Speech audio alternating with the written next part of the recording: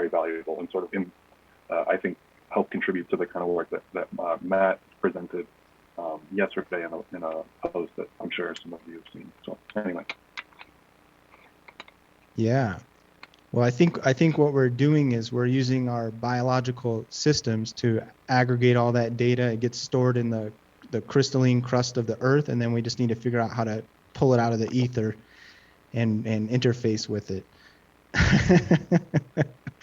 It is a little bit messy. I would be very open to some ideas of how we could maybe aggregate that data better each week, and then maybe some of us who are interested can start doing that.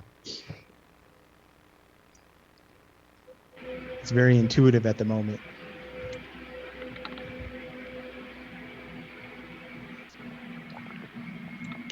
Doug says that's an interesting idea, Jordan. I think there's a litany of data that could be captured and later reviewed by AI. Matt's actually been talking about this a lot. Well, we're going to segue into, I'm getting some feedback from someone. I think that's you, Marco. I'm just going to mute you for a second. We're going to segue into the AMA of the main event. And in about 13 minutes, we will dive into our breakout rooms. So I'm going to just put a couple things in the chat here, and we'll start with Marco. Go ahead and unmute yourself again, Marco.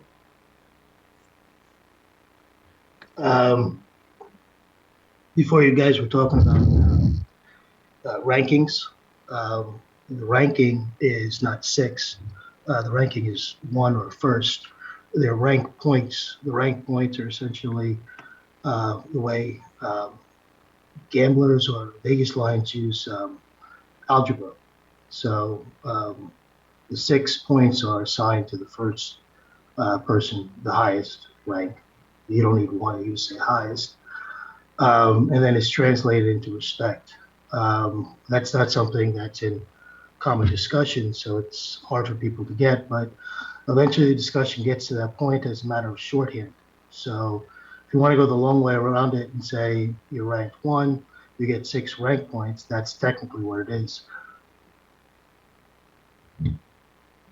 Yeah, that's a good point, Marco. It can be a little confusing sometimes. The highest rank, you do get allocated 6, and then the next is 5, and it just keeps going until number 1.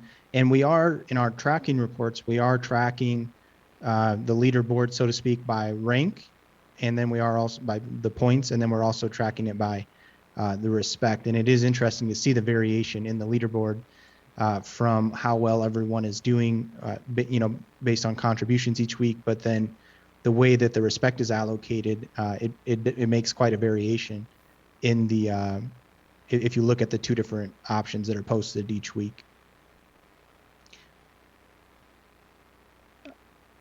Okay, any other questions or comments?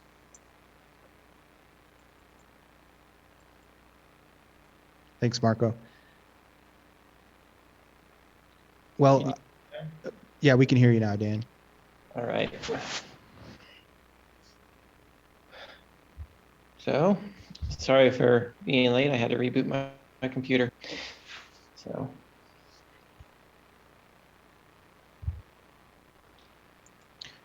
Dan, while you're here, did you want to mention anything, kind of repeating some of your thoughts last week in case people didn't catch it or just need the reminder on the use of voting tools? Looks like you're frozen.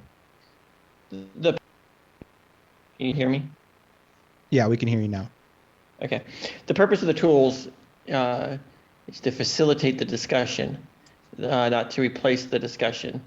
We don't want to get people in the habit of casting votes and letting the votes mechanically determine the outcome. Even if there's a 3-2 vote and there looks like there's a clear winner, that's not the end of the discussion.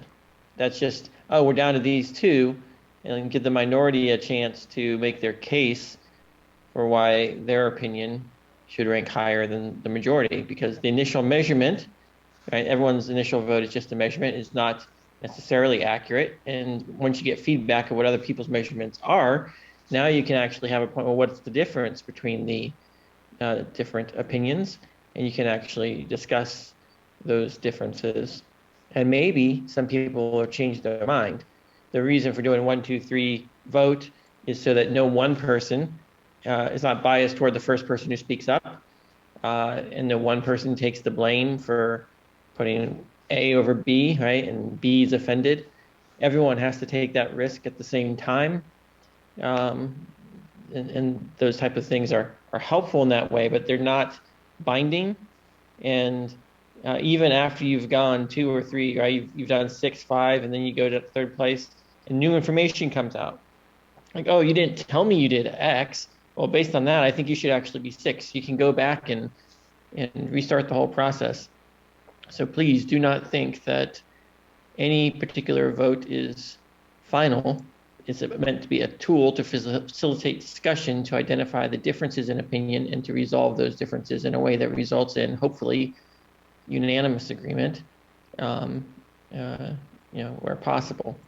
As always, each of us is just making a measurement, and we're each expected to provide a measurement.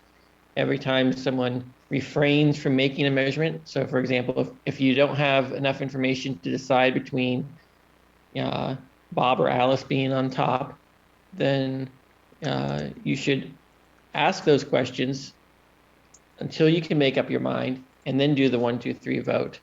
And so everyone should basically have some opinion and provide that opinion versus everyone votes and say, oh, I'm going to abstain. I don't know. Because when you abstain, you're not providing information to the rest of the group.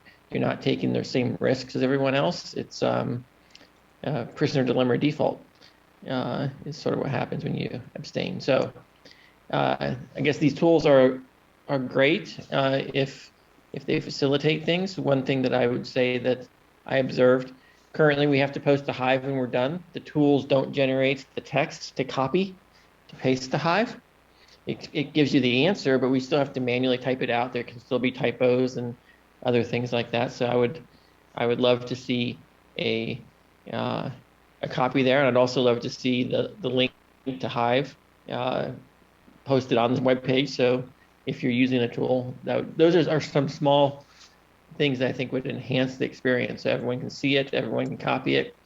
But the other thing that's potentially dangerous, even with these tools, is everyone seeing the same thing on the page at the same time. So you should still confirm until we get the more robust tools that we're building here at Fractally. So that's my feedback. Are there any questions on that? Thank you for mentioning that, Dan. Appreciate it.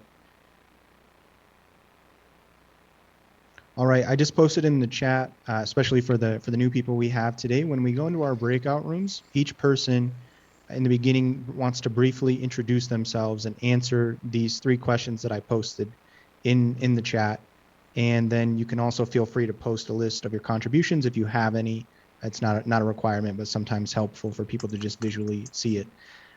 So the first question you want to be answering is, what have you done to build the technology, raise awareness, and or grow adoption of fractal governance as outlined in Fractally's white paper? That's kind of the main question. Essentially, what has been your contribution to that, or your team's contribution? And have you invited anyone to participate, and did they accept? And in particular, that means getting them to show up to these weekly meetings. That would be the main evidence that they've accepted, is that they are attempting to attend these weekly meetings. And then how did you rank last week if you participated? And if you maybe haven't been here for a week or two, you could just mention how the last time you were here, how did you rank? Because that kind of lets us know, again, it's very intuitive, but are people being properly compensated for their contributions over time relative to their past contributions? Other questions to consider is, what things do you value and that you would like to see other people do that would help each other rank higher? So provide a little bit of feedback to your fellow group mates of what you'd like to see. In the future, as our group grows, we will go more than one round, and the individual that represents the highest allocation of respect in each breakout room will move on to that next round. So every week, the person who gets granted the highest respect based on individual or collective contributions from the team that they're representing, in a sense, the highest person is getting a little bit more power over time if that keeps happening, based on the way things are articulated in the white paper. So just also kind of factor that in. To some degree, you're sort of choosing representatives who will have influence over the fractal potentially over time, by particularly the person with the highest rank of respect that week.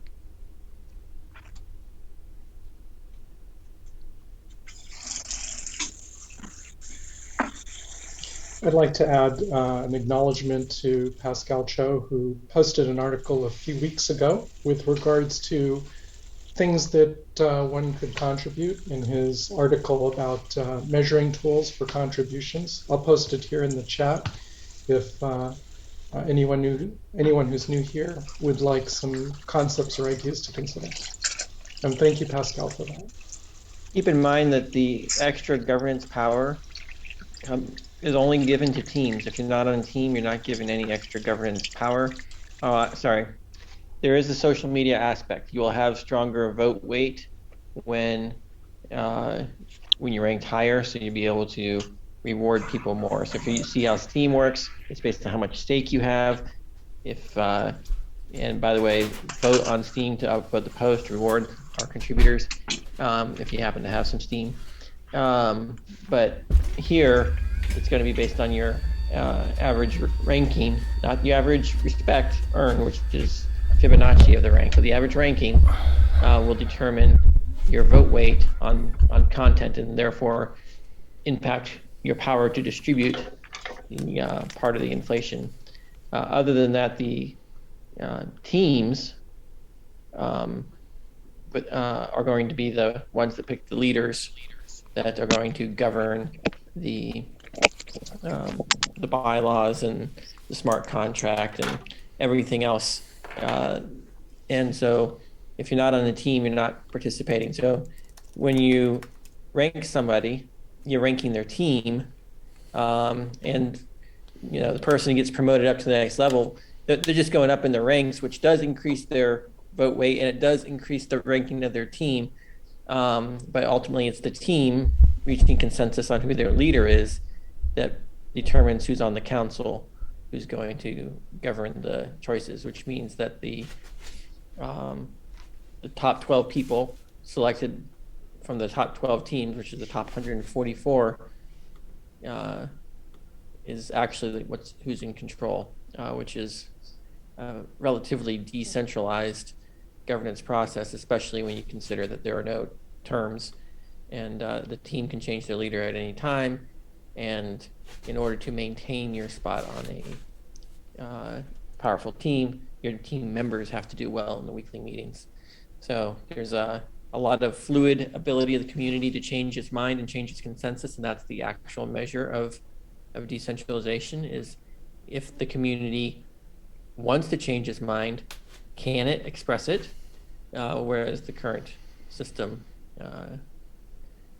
you want to change, but we don't have no control over who the political candidates are, or who the exchanges are, or who the large token holders are, and there's nothing you can do.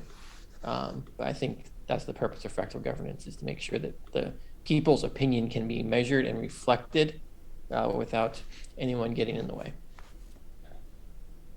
Thank you for clarifying and expanding on that, Dan. Jason, we'll take a comment from you real quick, and then we're going to go into these breakout rooms. It was actually a question for Dan, so I'll save it for next time, but I'll let him doodle on it if he wants to. I'd like to hear more about the relationship between rank and respect and average rank as it relates to how we listen to other people in the community, because I think one of the intentions is to shift our listening of people in the community if they've achieved a lot of rank. And I want to know what Dan's vision is for that. So we're going to the breakout rooms. I'll answer that question after we all get to consensus. Let's stay on the schedule. All right. All right, we're going to go into our breakout rooms. I'm opening them up now. You guys have a good time, and we'll see you back here in about 45 minutes.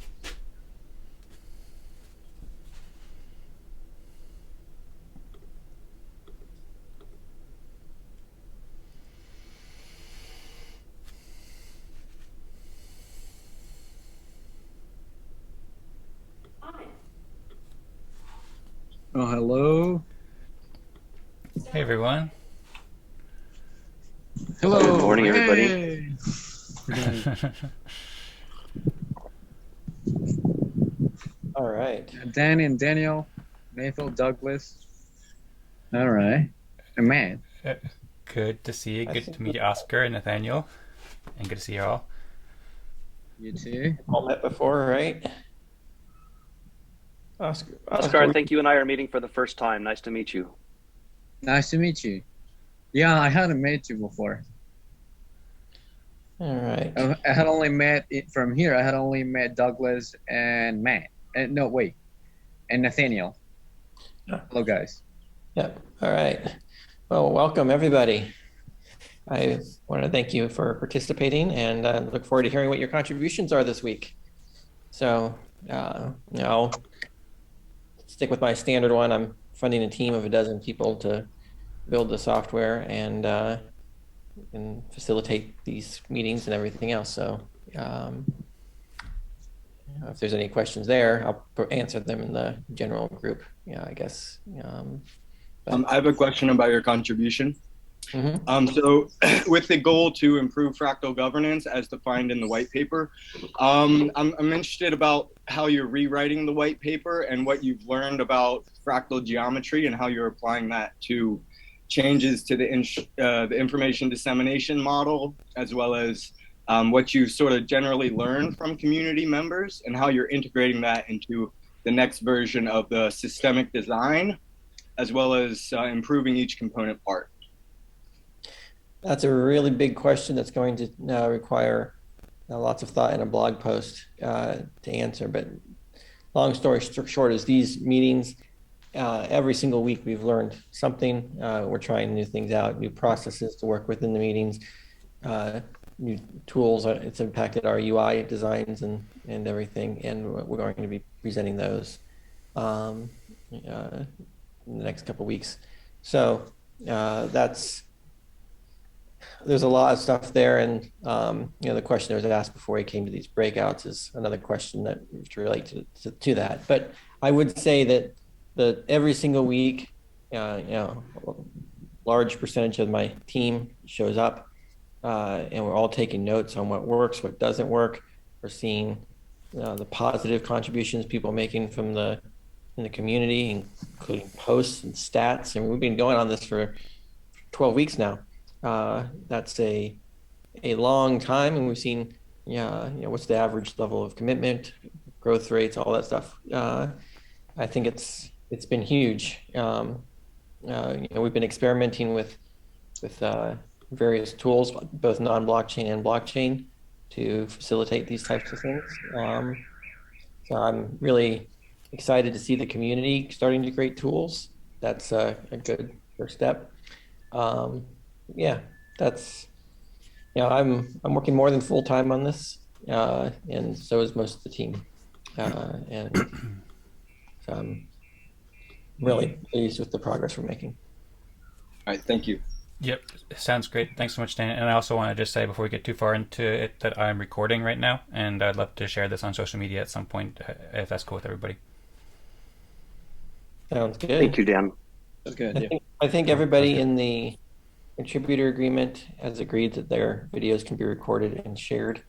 If not, that's something I will add to the agreement and point out to everyone that it's implicit that you have the right to record these calls. Yeah, that is in the agreement. Although I started saying it towards the beginning of the call. That's when the Ami Hans was doing in the beginning, and I wasn't doing it for the first few calls. And then at one call, we had a call where that wasn't clear, and I didn't mention it till the end. And I feel like that kind of caught people off guard.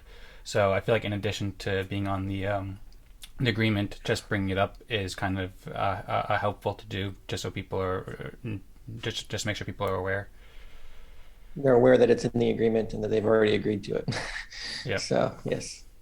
Okay. Cool.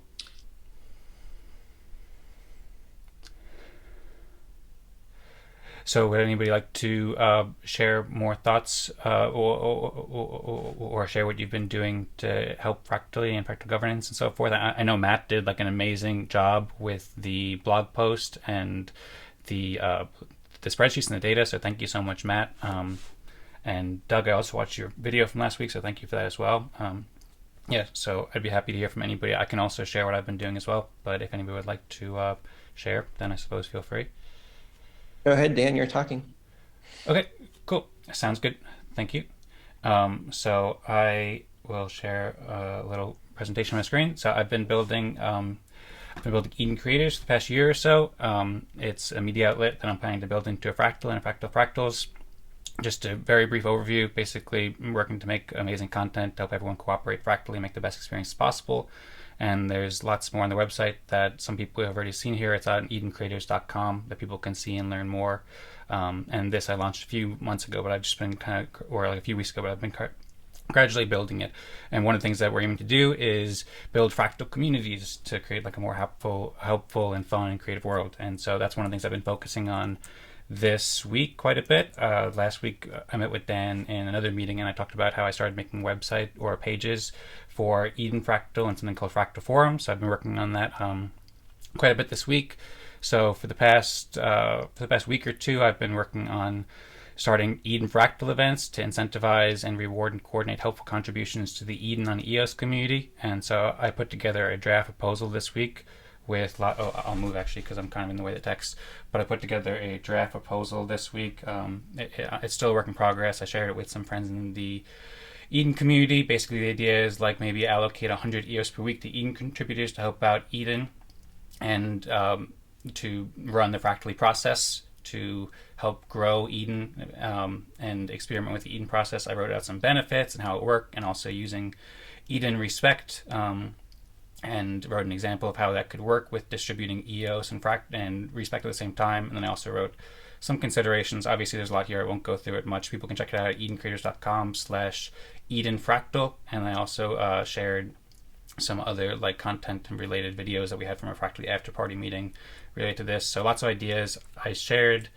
I also made a couple like side pages for things that were ideas and kind of just put together some ideas and so forth for how that could work. And also some ideas about credible neutrality from James Mart that kind of help with this, just to build like the case for it to help Eden members understand how it can help. And I did the same kind of thing with Fractal Forums too, which is basically the same kind of idea, but using another app on EOS to help decide specific ideas for what we can apply for the practically process to help the Eden group grow. So won't go into these too much, but that's also at edencreators.com/fractal forums, and I'm excited to help launch these for the Eden and Fractally and EOS communities.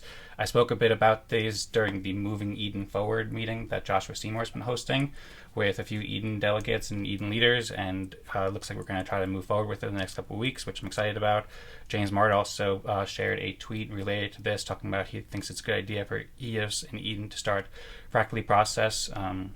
The automated software isn't ready fully, but the process is, which I'm completely excited about. And James Mart also shared a great thread here as well. And then I've also been just making pages for lots of other things I'm planning to do with Eden creators, like an EOS Fractal. Not much here yet, but basically the same idea of just rewarding people with EOS and EOS Respect for fractals. I've also been just kind of adding to a growing Fractally blog post to just explain what's going on with Fractally for a while, and I've just been adding to that a little bit here and there. And I've also started working on a blog post for building Eden, which is kind of a similar idea, as just to summarize people's progress about Eden. And I put together a page for Fractally music videos. I have one so far that I released, and I'm planning to release some more over here. And then I also been working on like a talk show for creators and fractals and tutorials. Dan, you mentioned last week about maybe doing tutorials for these presentations, so I started working on that a little bit and putting together a page. And there's lots of stuff here, there's so much, but yeah, somebody in the Fractally community actually reached out to ask me for advice, so I shared some advice, and then I'm starting to put that together. All this is in pretty early draft stages, but just showing a lot of the work in progress behind the scenes. Also worked with the Fractally and EOS group with an idea about bootstrapping with Fractally, and then I helped promote Eden on the hot sauce, EOS hot sauce, and in the by-wire town halls. And that's that. I hope I didn't take too long. Sorry if that was lengthy, but hope you enjoyed, and I'm happy to answer questions, and thank you for listening. Thank you, Dan. You are, sorry, go ahead, Dan. You're on a team, Dan? No, I'm not currently on a team, although I'm in talks about maybe starting a team soon. Okay. And by the way, I was ranked number 5 last week. I forgot to mention that. Sure. I have a question, Dan. Okay. Are you a human or How do you manage to do all that stuff? Jesus Christ. There's a lot that, well, a lot of that stuff I've been doing, over the past several weeks and months and so forth, and I've just been like kind of collecting onto the website.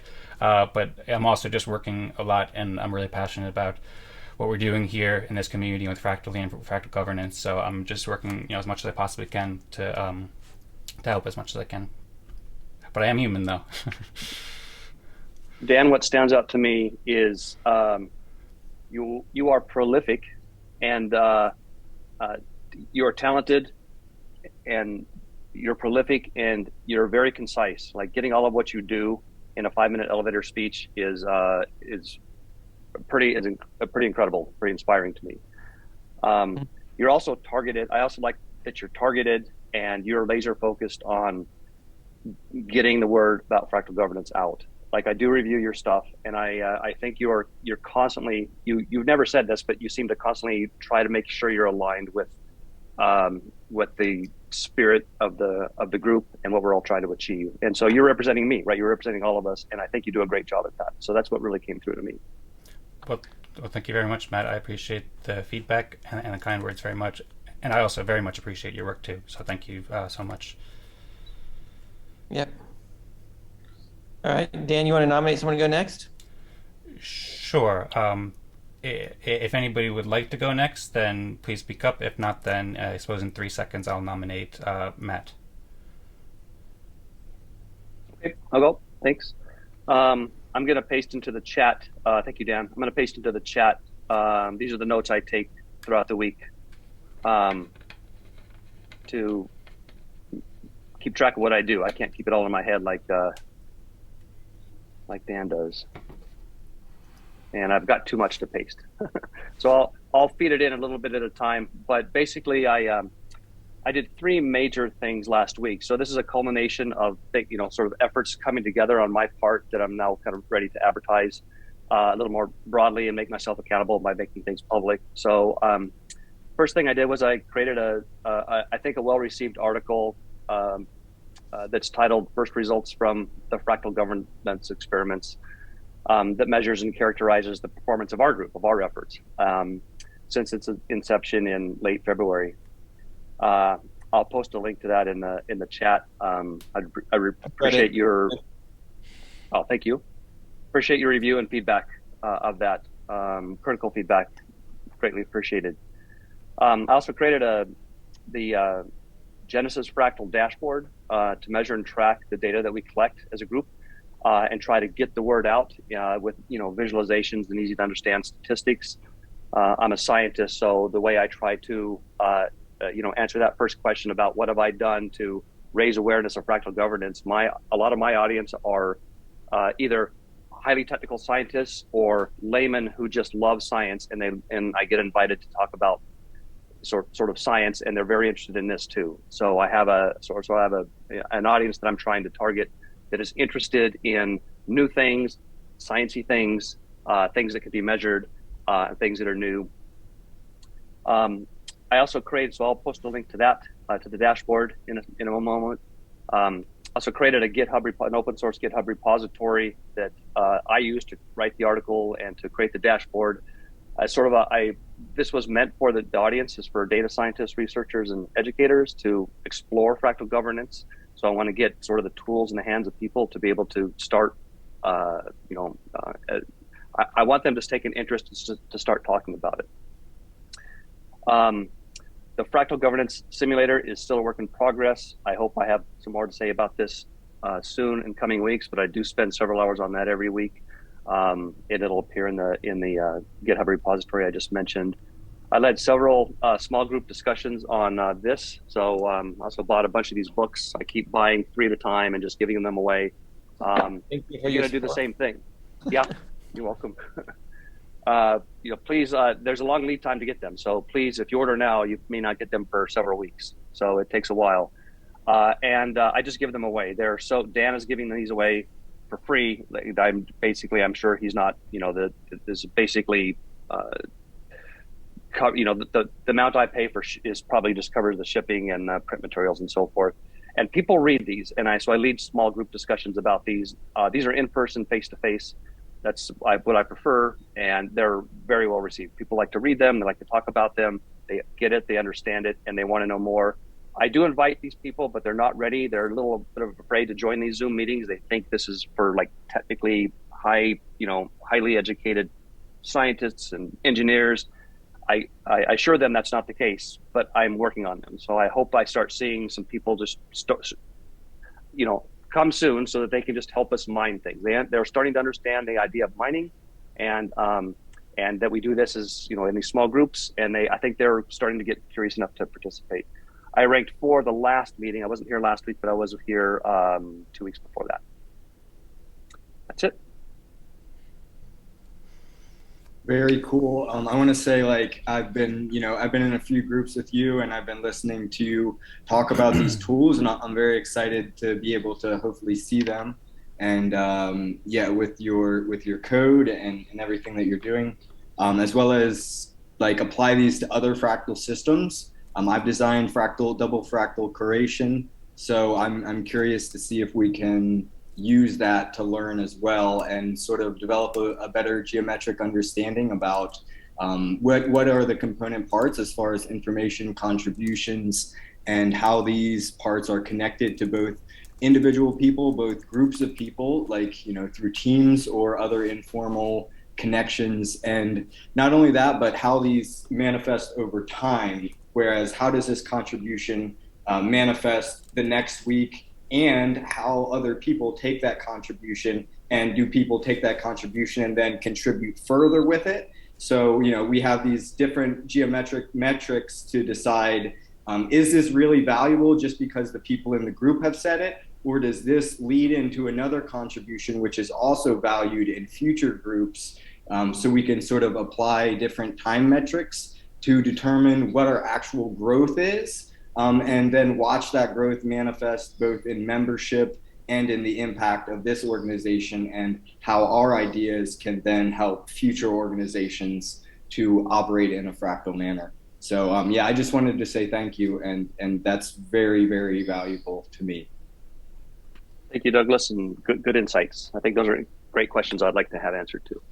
Yeah, I'd love to learn more about your simulation modeling and how you plan to have that model provide meaningful information given the challenges. I was wondering if you have all of this that you pasted on the chat published somewhere, so we can save this link and all these links and all this information after we leave the room. Because I'm very interested in all of it. So.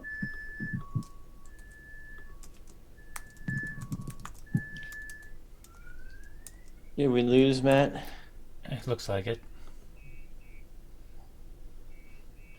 A good place where we can publish these things so we don't lose it is on the Hive post that we're putting the results in. So you can make one comment with your result and then another comment with notes under it or something like that. I think that would be a good place for just getting the habit of everyone reports in right there. All right. Matt, you want to nominate somebody to go next? I'd like to hear from, I haven't heard from Nathaniel. I'd like to hear what he has to say. Cool. I got in a chat with Richard Liston. He's one of the group now. And he was pointing out just improvements that he sees that could be made in the intro session. I mean, he's fresh off of a semester being a college professor, so that's top of mind. And it goes to what Matt was saying about, new people, non-technical engineers. He really had some good suggestions. So that we extended that conversation into, he was thinking about, well, what he would really like to do is overall help refine processes all over the place. And so we started brainstorming, putting together a process improvement team, and so that's what I did with him. And then I got in a little bit of a conversation back and forth over implementing our chain, fractally on our chain with Tadas during the week. And other than that, I've just been, I keep implementing my tool for thought, my GTD system in Rome, because I'm just overwhelmed. And but once I get that in place, I'll be a lot more powerful, able to handle some more stuff, and which comes back fractally. I can spend more time on that, and that's it for me. I ranked for third last week, and what's the other thing? No new. I didn't invite anybody, or nobody came due to me. That's it for me. Nathaniel, would you like to, any questions for Nathaniel? Sounds good. Would you like to nominate someone to go next? Oscar.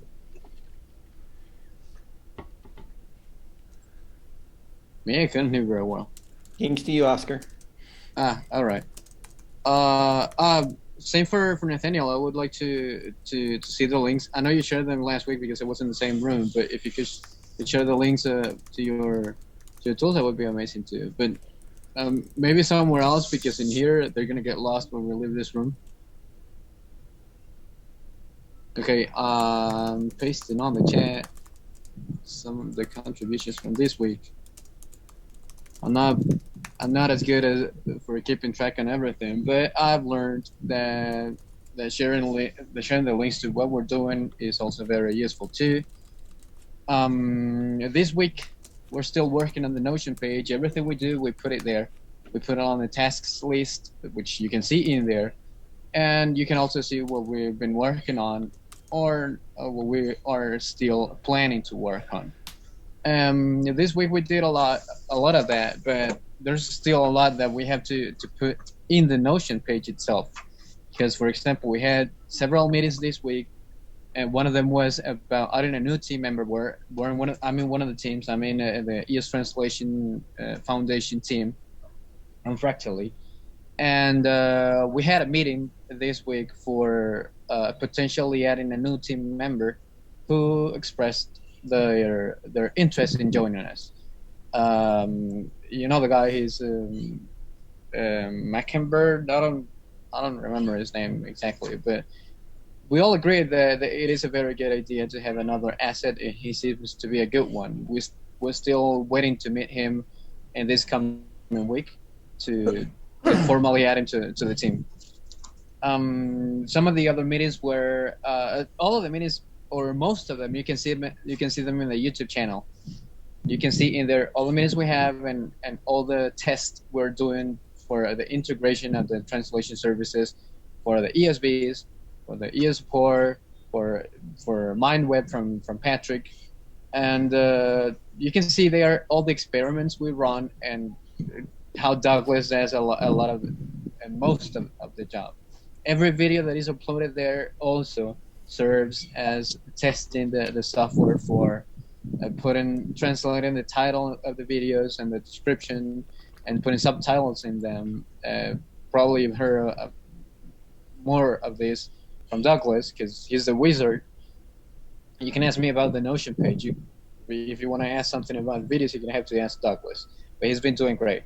And he has all the support. Every time he has doubts, we make sure that we clarify them with him, because he's still new at EOS and everything. He learns at a great pace.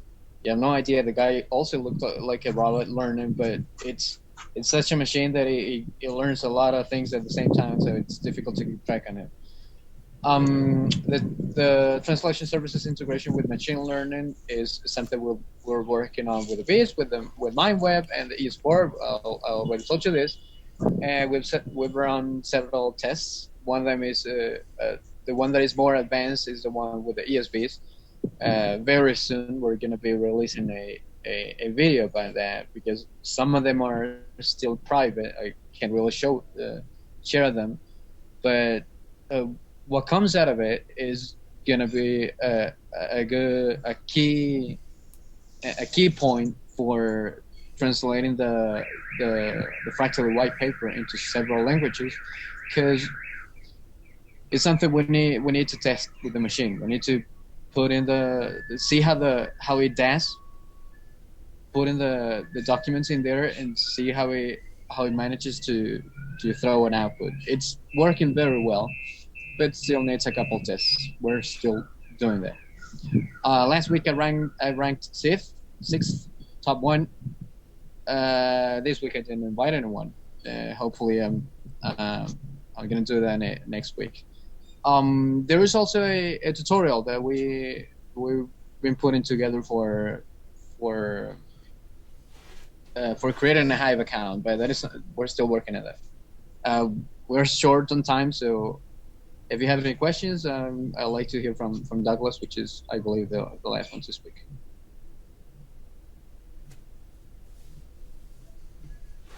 Oscar, before we move on, I'd like to know a little bit more about so the machine learning tool that you're working on is for the translation. Is that right? Yes. Okay. It's I don't know if you've heard from Translate Me Network. Those are the guys with the machine. And you were involved in that with that group. Yes. Brilliant. Translate Me. All right, Douglas. Hi guys. So I didn't do very much in the past week. Last week I ranked second to last. I did produce a video, another video of my fractally feedback. I've been doing a fractally feedback series up until this point.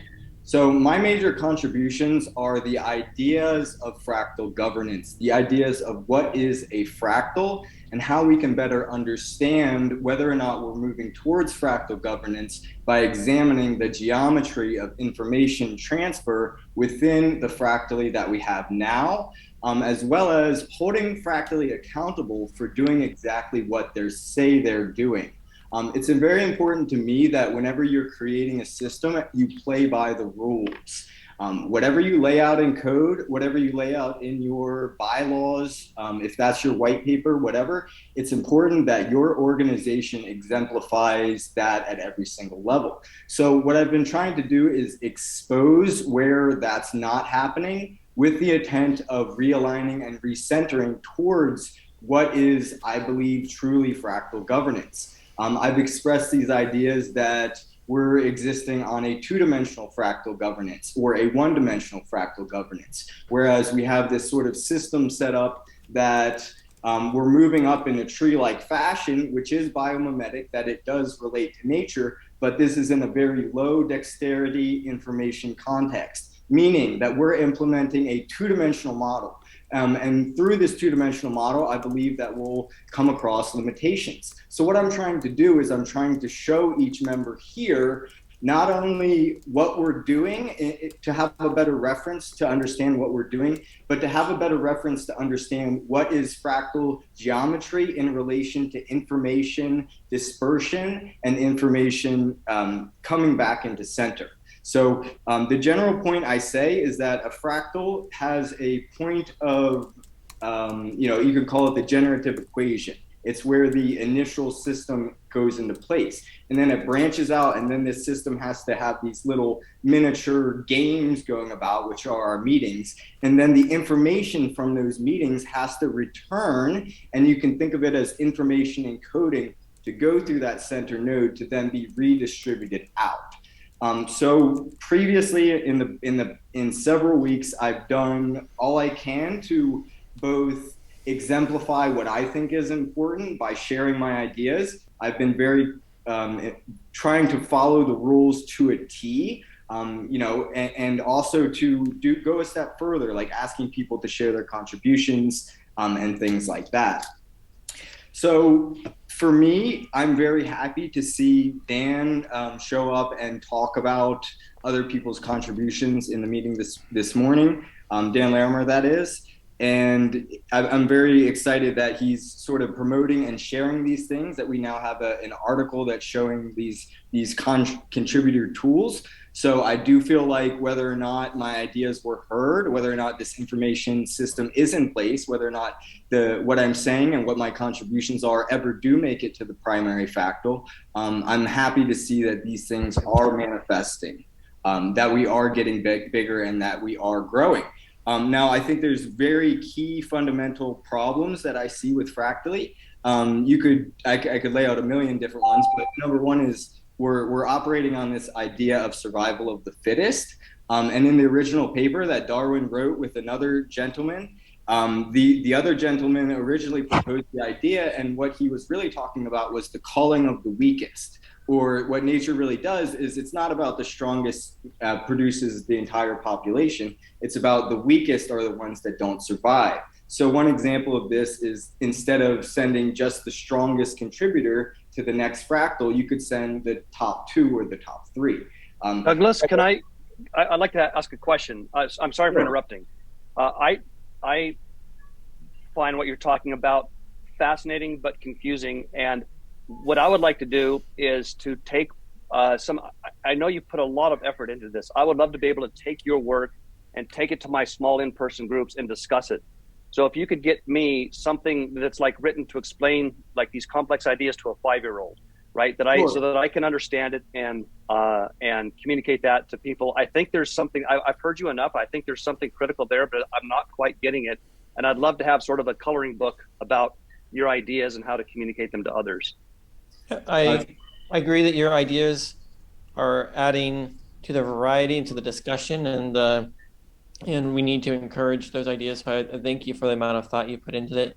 Since we are running low on time, I want to basically minimize the amount of time we talk about ideas that are, and then focus on contributions. So if I could say that your contribution is you're publishing, you're writing, you're trying to hold us accountable to the things that we set out we're going to do, all things that are valuable to done. I get that. Is there any other contribution that's not, I guess, expanding upon all your ideas, which we could probably talk for hours about?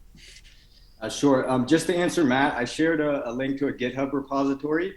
If you go to lesson 6 called Densities of Consciousness, that's where I explain the fractal geometry of the torus shape and how there are these interlaced toruses which create the true fractal governance system within our galaxy, because we do exist on an informational, geometrically based system that is compressing and decompressing this information, which we are just starting to develop the instruments to see.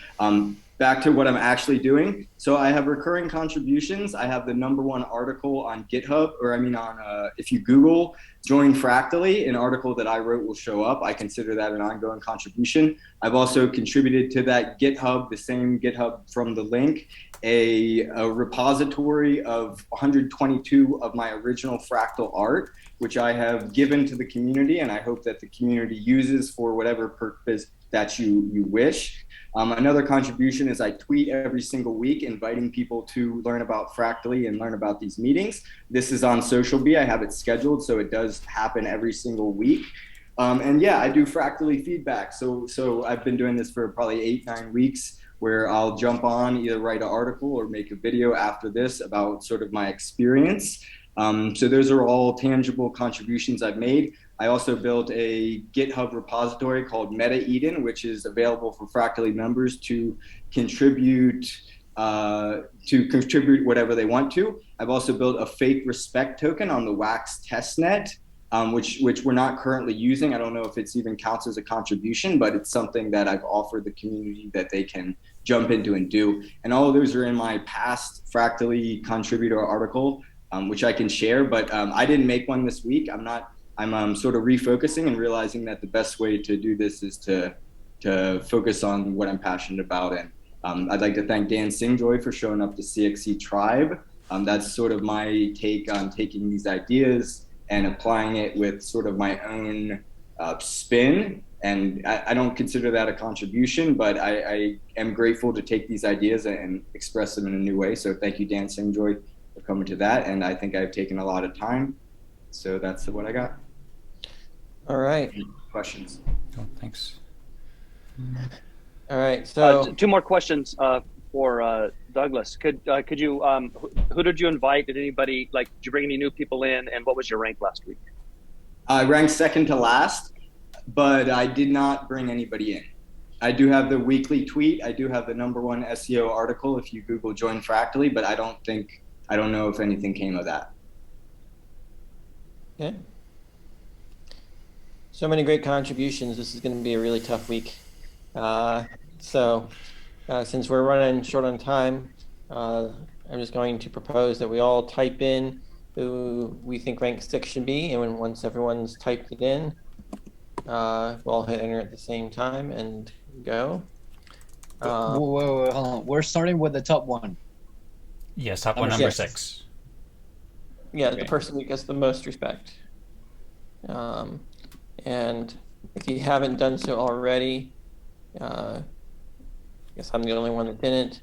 So since there's multiple people with similar names, you definitely need to use their Steam account. Is there an easy way to copy and paste them right now, Dan? I'm just making up what I think they're. If everyone just types in their own name right now, and we all hit enter for our own name, and then everyone can just copy and paste that. Okay.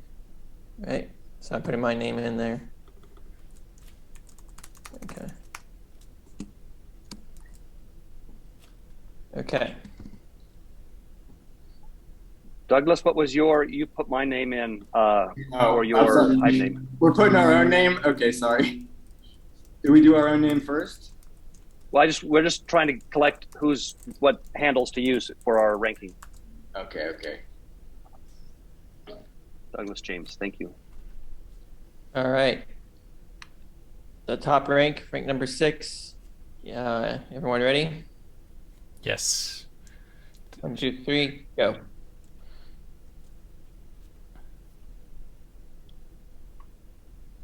All right. So, got me with 3 votes, and Singjoy with 1 vote, and Matt with 1 vote, with 2 votes. I agree that all 3 of the top there are very credible. Anyone want to try to persuade why it shouldn't be me? Sure. We can go 6 with Dan. Don't worry. Well, no, I think we should follow the process. Yeah, so I think that Matt Langston, I've seen him grow this over weeks, and now I have code to look at, and I just glanced it, but it's quality, and there's so many points that he's advanced.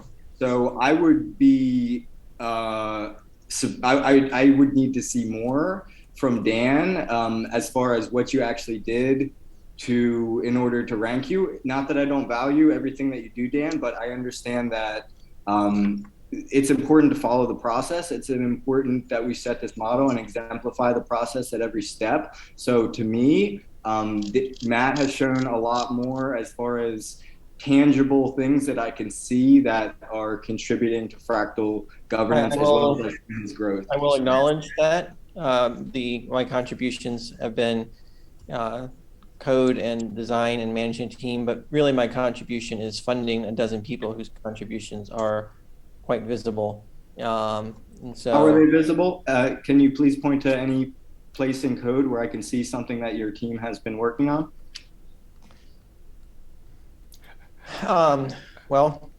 Gregory's contributions are the most visible. Josh Seymour, I'm funding him to host all these events. So both of those, I guess technically Gregory's not paid for by Fractally, but other than with equity.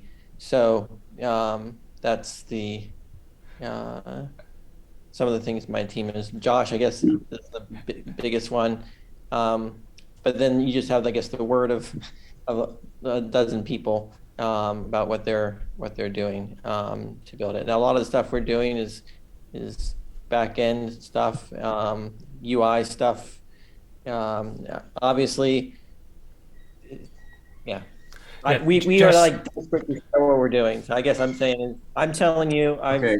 I'm funding people. This is like the entire point of the business we're showing up here to do. Well, okay, but the point that we're showing up to do is to contribute to fractal governance in accordance to the fractally white paper. That's the game here. So it's not that I don't trust you. It's that I wish to see more exemplification from the top level about an actor that you would like to see. So I want to see you be the actor that you want to show up in these meetings. And by declaring yourself the winner every meeting, that shows something else. And also, I'm confused about the association within the team, because I've heard, we should rank the team based on the team's contributions, or we should rank, should we rank it based on the individual's contributions? Also, if you expect to be allocated respect in a systemic way because of your support of other people, that needs to be reflected within the system itself, or I, as the sort of auditor, will not value it,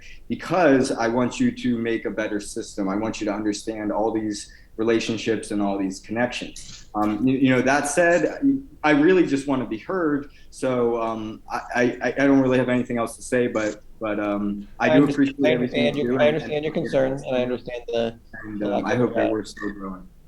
The lack of transparency on the technical contributions. And I'm really excited about the stuff that's going on. I am funding people, but that's it. Dan Singzor, you have something to say? Yeah, I just want to say a couple of things. There's a lot more we can discuss here, but we only have 3 minutes left. According to the Fractal White Paper, we need 4 to 6 consensus, and we already have that because Oscar said he's cool with voting Dan, and Dan's brought everybody together here. So I think that ranking Dan number 6 is a clear choice. So I'm happy to rank Dan number 6 and then move on to number 5. And I think it's best that we do that, because if we don't reach consensus in 3 minutes, then nobody gets any of the respect. So. Yeah, I agree too. I'm fine with that. Yeah, I agree with that too. Yep. Okay. Dan is number 6. All right. Okay. 1, cool. 2. Should we do 3? 1, 2, 3. Go. Go. Okay. Matt, you're next. Then.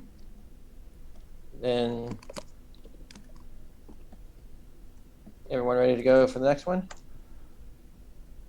1, 2, 3, go. Wait. So Singjoy, you got the majority of the votes there. Okay, cool. Thanks. All right. And then from here,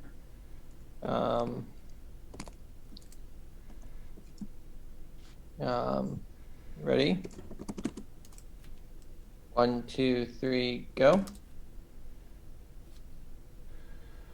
Okay, we have a split 3 ways.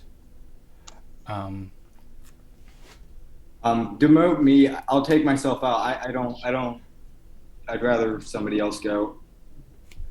So it would be between Oscar and Nathaniel. Demote me to rank 2. So that's 3, 2, 1. Okay, yeah. So then we can do Oscar, Nathaniel, and then me last. Okay. Is that good with everybody?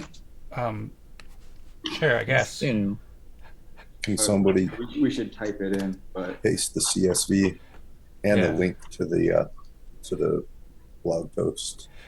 Is that the order that we just? I didn't get the right names. I'm just going really quickly because we have 1 minute to. yeah, that looks good. What Dan wrote. Yeah, I agree. agree. Okay, cool. Collected. Thanks. Does somebody want to collect these names real quick so we have a copy and pastable? I'll I start guess to we do can do that. it later. I'll also start to do it. And by the way, I want to say too, 1, great meeting. Thanks so much, everybody. And then 2, Nathaniel, Oscar, it's really interesting to hear what you're doing about it. And I'm also a huge fan of Rome, Nathaniel, and Notion, Oscar too. So I'm very excited to see what you guys are doing. And yeah, thanks so much, everybody. So these need to be pasted within a minute, or into the blog. You need to paste it into the blog post that Thank Josh you, will Dan. send us in a few minutes. Oh, okay. It doesn't have to be like time's up. on it. Yeah, we just Okay, have to good. make sure we get the right order into the blog post. Okay, good. Yeah, that's the one deliverable of all this is that one comment with the 6 @ signs. Energetic meeting, guys. Thank you very much. I learned Yes. a lot from this. Right? Thank you so Pretty much. Very intense. much. It was very good being with you. Yeah, I'm absolutely. humbled. Same. Okay.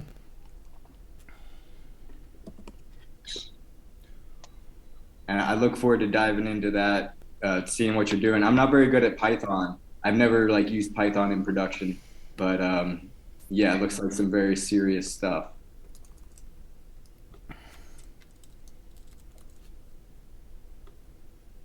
Hey Dan, while we're here, do you know if the token that you're developing will be compatible with the EOSIO.token contract, like implement the same actions? There's only No. 7 seconds left, by the way.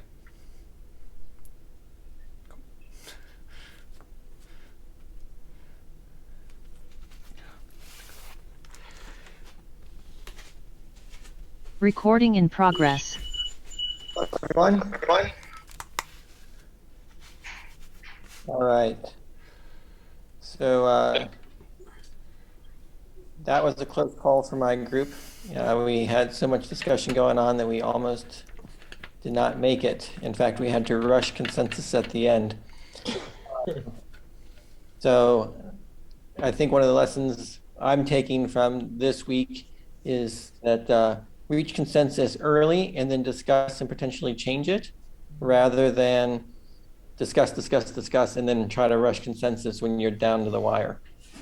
But that's just so much good discussion and so many things like that to go on. The other thing that's really tempting to do in these meetings is to really start to pitch your ideas and bigger picture and just go on and on about all the different ways we can do it. And every single person has valuable contributions in that respect.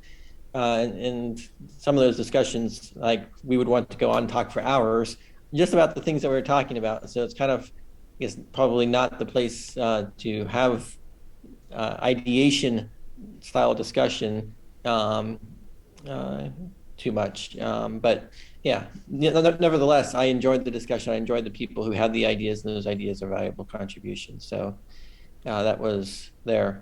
There were some questions that were asked prior to the breakout rooms. I'm going to go to Josh first, and then I'll could restate the question so it's back on top of my mind. I appreciate it. Actually, I forgot that we were going to do that question first. So maybe we could restate that one and then come back to me because I have a different question.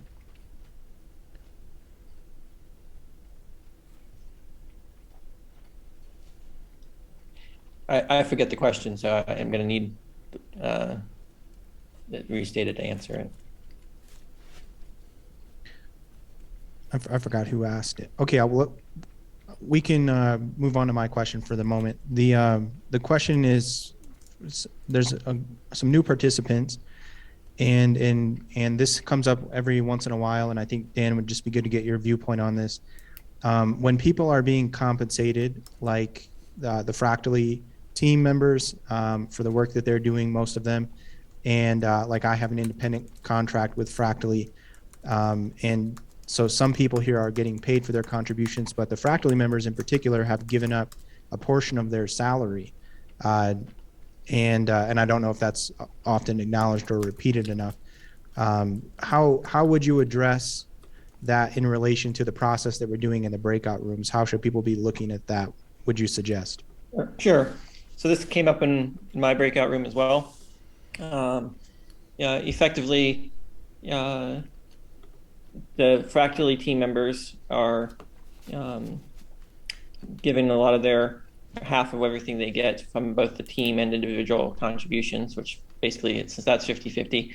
The team contributions are going to the company. The company is got its own shareholder table that's based on a balance between each individual's salary and versus equity balance, and different people have different deals, so it's not quite universal there, but effectively me and one other person is is contributing funds to Fractally, and those funds are paying for the software that's being built. They're paying for people like Josh is the independent contractor. They're paying for a whole host of things to bring this to reality, and they've been doing so for a while. So a lot of the people that are working for my team used to work at Block One. When they left Block One, they took a sizable pay cut from what they were earning at Block One to work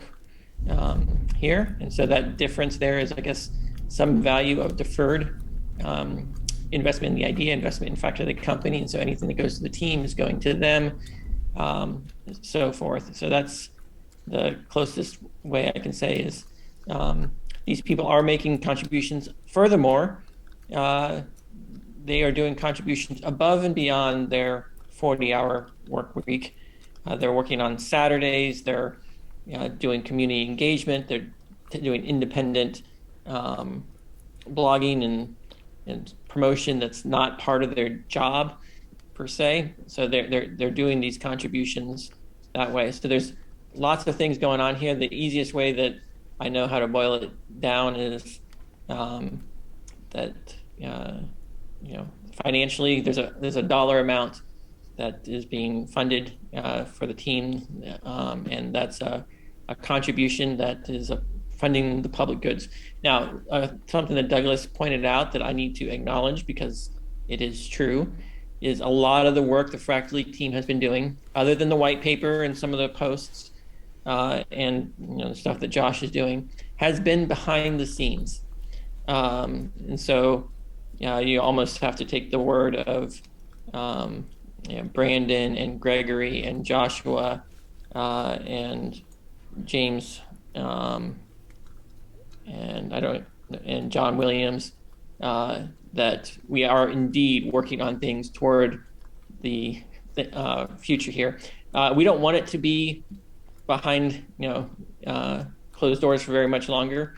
Like, we're itching to get this stuff out there so that you all can see what we've been doing. So he's trying to hold us to our own standards, and I can really appreciate that desire and that drive.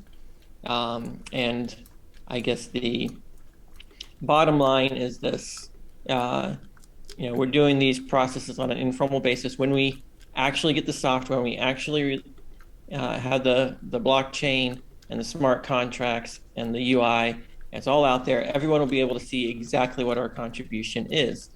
And the community at that point in time can retroactively, when the chain and the token launches, the community gets to decide the initial distribution. And if it turns out that we actually weren't doing anything, then all of our contributions really easy to prune out after the fact. So that's, I guess, a little bit of difference here, and that's an inconsistency I acknowledge. But I think it's largely for the benefit of the community, because what we want to do is make sure that we don't confuse the broader community with things that are changing this way, then that way, then this way, as we're trying to navigate. Are we building on EOS? Are we, what token standard? There's a question, are we going to be compatible with the EOSIO token standard? And there's just various things that, as we're weaving and negotiating with ENF and trying to see which way Eden's going to go, there's a lot of pivoting going on, and we want to kind of keep the messaging clear and focused on what there is to do right now. And when we have answers for this is what we're going forward with, and we're doing lots of little experiments behind the scenes, testing different technological approaches, and those experiments can be confusing to people that are trying to follow along. Like, I thought you were doing this, and the next week you're doing that. Well, yes, we're trying out different things, different video technologies, and so on and so forth. And we want to make sure we actually have those results before we present them, because when we present them, the media and the crypto industry and everyone else starts to jump on, and then that's when everything gets really critical. So we want to make sure we have our ducks in the row, kind of like with the fractally white paper. We worked on that white paper for months, like 2 to 3 months, producing a video and all that stuff done, so that when we did communicate it, our thoughts were organized, the crypto community could understand. And as a result of that, we actually had enough information that these groups could start forming and we could gather more information. So our plan is every couple of months to have that drop. And once it is out there and the roadmap is clear, we will, of course, everything is going to be open source, and the contributions will then be far more public. But you can imagine that it's very sensitive subjects about which blockchain we build on, and how we integrate with EOS, and that's why we don't want to air all the back and forth, because a lot of people, until we're committed to a certain path, we don't see any reason for creating unnecessary controversy. And I know that's meta controversy as well. You're not sure? Yes, we're not sure. And that's because what we want to do is make sure that the plan that we come up with is in the best interest of this group. This group is proving fractal governance. You guys are committed. You're showing up here every week. And the EOS community is great. They've got Eden. They're doing fractal governance over there. But that's a different group that's not fully aligned and fully committed to fractal governance or to funding this. And so this group would be taking all of our energies and then diluting it across a large number of EOS holders that don't value the work we're trying to do enough to recognize our contribution to that. So there's this, that's a lot of the reason why we wanted to be like a little bit more guarded, even though we want things to be transparent. So I guess what I'm saying, you can trust us now. Everyone on our team is well-known, vetted community members, and we all working very hard with the express purpose and passion to see fractal governance in the world. So I think we're as aligned with the vision as can possibly be. So that's my long-winded answer to those questions. Yeah, I wasn't expecting the alpha there. Thanks for that, Dan. And I guess it should also be mentioned that it's very respectable to kind of prevent and avoid FUD, unnecessary FUD, that would, so easy in the crypto space to create that kind of unnecessary problem. So I appreciate you guys trying to mitigate it.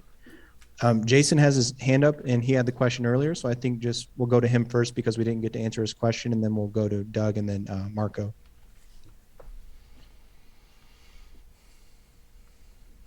Okay, I can unmute now. Thanks a lot, Josh.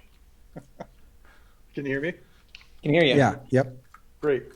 So Dan, before the voting or before the meeting breakout, we were talking about the relationship between rank and respect and how people listen to each other in the community. And you said something that I hadn't heard before, which was average rank over time has something to do with that. And I've read the paper and I've seen some stuff in there, but I'd like your kind of condensed view of how we can look at this. I think I was wrong in thinking this, but I had the impression that the total number of points that somebody has gotten, respect points, is a pretty good measure of how they're perceived in the community as a whole. But that's not the average rank. And you were saying something about the average rank possibly being more important than the total respect earned. So I'd just like your thoughts on that. Yeah, so the tokens are going to be Pareto distributed, but we don't want control Pareto distributed. So rank, which is 1 through 6, whereas Fibonacci is 1, 2, 3, 5, 13, or 5, 8, 13. It grows in a Pareto distribution.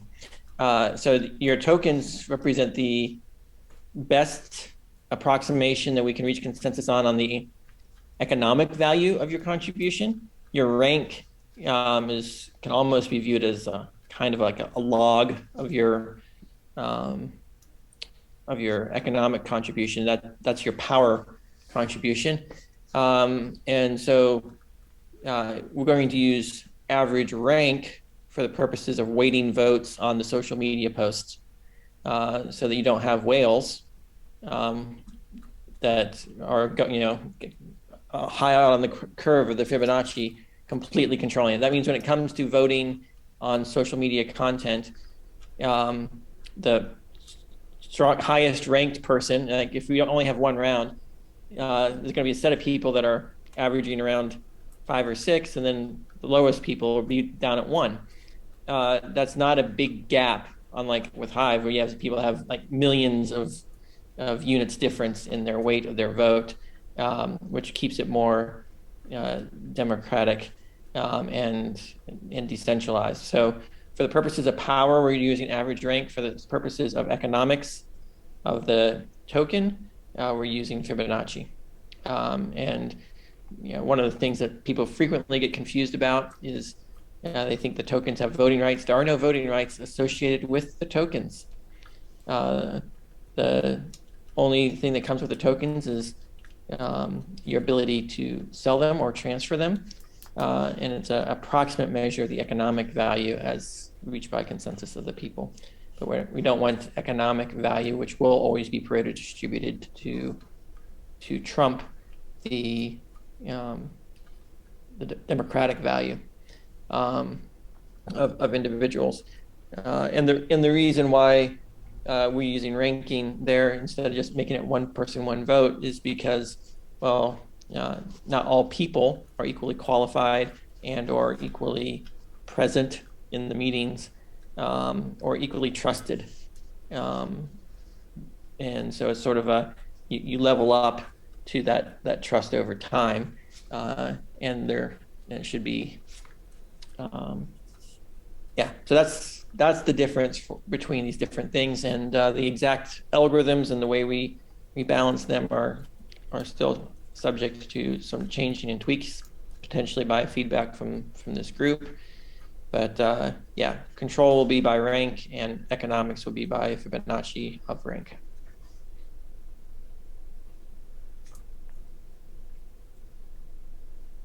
Oh, go ahead and click the unmute button, Jason. Thanks a lot. That makes it a lot more clear, Dan. Thanks. And I see the value in not having it just be out of total respect earned, because then you get people who've been here 12 weeks whose opinion is not as highly respected by people as somebody who's been here 3 weeks, but they outweigh them just in time in. And now it becomes more about respect if a person is average rank. Value is if a person's opinion is estimated in light of their average rank versus in estimation of the total number of tokens they've earned. Makes a lot of sense. Right. The question I have though is average rank over the past approximately 3 months or 12 weeks or okay, probably a number of days, so that we don't have to worry about calendar things. But yes, there's it's a window of time, which means that you don't have incumbents that have been here for 3 years and nobody new can come in and outrank them. It also means that if you were trusted and then you go crazy for some reason, that the community can quickly downrank you, and now you're out of power in just a couple of months. You have to sustain high ranks in order to sustain power, which means you have to make sustainable contributions to be in power.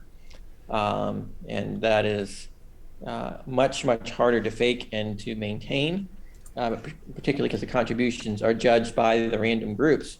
So you have to maintain the consenting goodwill of the vast majority of the people, a super majority of the people, in order to be in the top ranks and therefore to have the top control.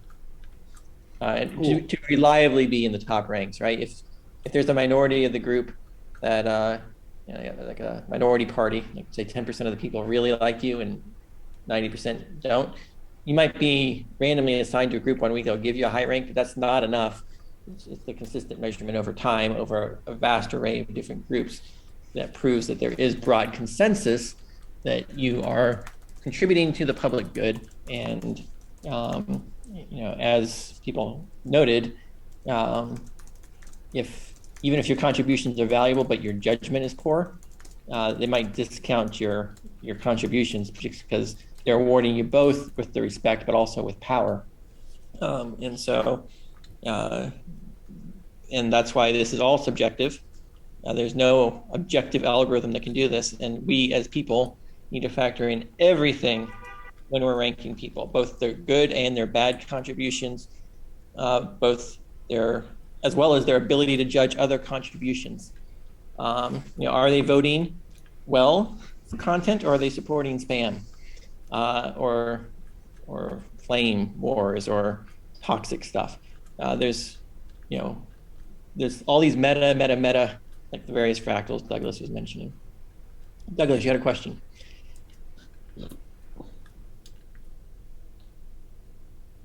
You're muted. So, Josh. Okay, I'm good, thank you. Yeah, so my question is in relation to what is in the best interest of the group. I've previously talked about how important it is that our opinions are registered so that we can sort of change the direction, and how it's difficult for us to do that without the code. So I'm sort of sharing my concerns and hoping to learn a little bit more about one specific thing within the code with this question. So my concern is in relation to contract compatibility. And I believe that it is super important that we understand that most of the people here now are from EOS. And if we want to create a token, it's important that we not only spend and sell the token, but also that members can contribute by using existing code bases as well as modifying existing code bases, and just using the tools that are out there.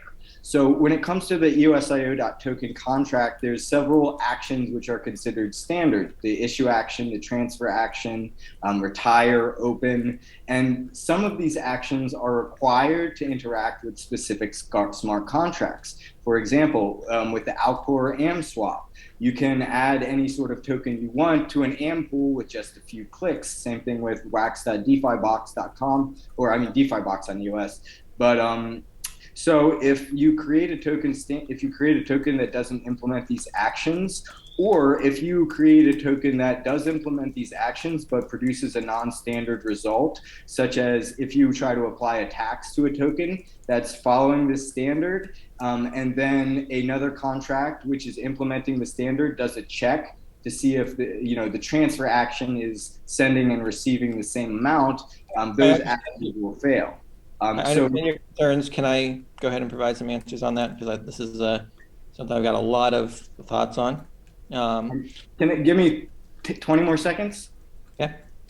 Okay, so yeah, to wrap up, that's the concern. I know that it's difficult because you're still building, and we don't know if you're using Mandel, if you're doing completely different technology.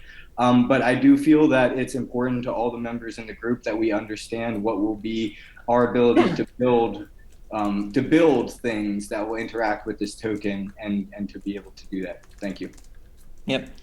One of the sticking points that led us to be in doubt about whether or not to build on EOS was the lack of a standardized token contract with good DeFi support. And we put together workflows and other designs for a new token standard that we asked the ENF to fund to solve a lot of the deficiencies. Keep in mind, the token standard that EOS has today was put together in a couple of weeks right before EOS launched, and it just stuck, and it has some serious design flaws, particularly as you're trying to build a robust DeFi system on top of it. In particular, with respect to what we're doing here, Fractally wants to have lots of communities, lots of fractals, lots of tokens. Each of these communities needs to be self-governing, but they need to have inflation limited by the system itself. The EOS architecture for tokens currently has one token contract per account versus being able to, I guess, in theory, The API allows multiple tokens, but a lot of apps aren't relying on that, and so they kind of assume it's one per contract. And there's no way to, and so you're trusting the app itself rather than the system to enforce token balances. And then there's the issue of deposit withdrawal from between contracts and between DeFi, which makes the contracts temporary custodians of funds, and various other things. So I was pushing the EOS community for a new token standard, a new built-in liquidity pool standard, because I believe that is what EOS needs. And the ENF and a lot of community members had different opinions about the value of that. They opted not to fund that particular work. So needless to say, we are going to go with that standard because we are going to have lots of tokens. We're going to need liquidity. We're going to need to enforce token inflation limits on communities so communities can control their allocation in their own smart contract, but they don't get to have complete control over the token transfers or inflation rates. So there's can kind of be some system level guardrails that you can rely on when you're trusting other communities, that the market makers, the automated market makers, can rely on when they're interfacing with these tokens, and we can have a more stable and robust DeFi environment for the mutual respect and liquidity between all the different fractals. So, it's possible to build bridges to the old token standard and back, and so those types of things are possible. But for the sake of long-term thinking, you only get so many times before you launch the plane. It's really easy to change the engine and get it right. Once the plane's flying, you can't change things and you're stuck with it, and user experiences suffer and security issues are just, there's only so many workarounds you can do. And so we have an opportunity now with fractally to move 10 times faster than the EOS network is able to move, to implement a new standard that will last a lot longer into the future. If you go back and you remember when EOS first launched, Ethereum had already had plans for Ethereum 2.0. All right, this is 5 years ago. And we built and launched and released EOS in a year. During that time, we built it 3 times as we iterated and enhanced it each time. And now EOS is flying, and EOS is trying to do upgrades. The rate of which EOS can do their upgrades and everything else has slowed dramatically. EOS is now the plane in the air like Ethereum was. 5 years later, Ethereum 2.0 is still, barely off the ground. So effectively what I'm saying is this community has an opportunity to move really, really fast and establish a new baseline.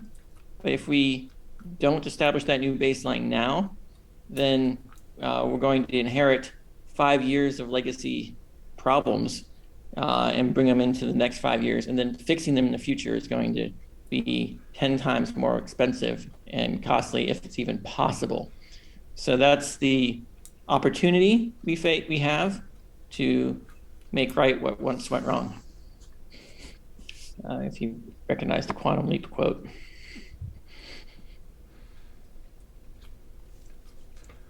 Man, glad this is recorded. Thank you, Dan. Okay, we're kind of out of time, but Marco, if you just have a quick question or comment, you'll be the last one today.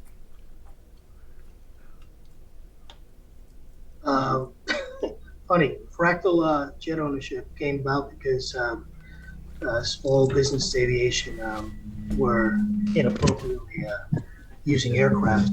The cost when business was expanding to change aircraft was ridiculously expensive. I put my comment in the chat, which is maybe a simple question. If you are being paid, not applying to the fractally team or people who have made the contribution of Joshua without being paid, but maybe one of the things is things move forward to catch it early to prevent some of the P1 greed. is to simply ask, if you weren't being paid, would you be attending the meeting? But the thing that really caught me was Dan had mentioned EOS token standard changing and liquidity, and I hadn't thought of it. Does yield plus bring us any closer to any of that? Well, yield plus is not something I've been following closely this past, so I can't tell you exactly where we are on that, but I had some, I guess we have some other people from the team. Is John or James Smart? So I'm working with John Williams and James on the new token standard that we're putting together, and they've made some really great progress on what that looks like, and I think it's going to make DeFi more composable than it's ever been before. So I'm really excited about the design. It's largely based on what we've already published as in our proposal for funding from EOS, but freed from the constraints of the limited backward compatibility that we had to support before. So that's pretty exciting.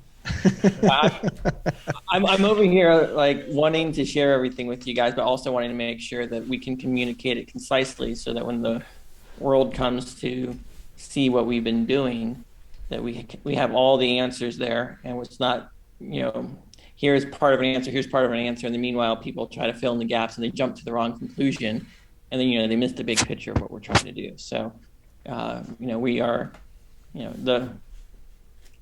there's an element of fractally with respect to the tokens and the transfers and the liquidity pools that require a really strong DeFi platform at the base to support what we're trying to do. And so we're going to have,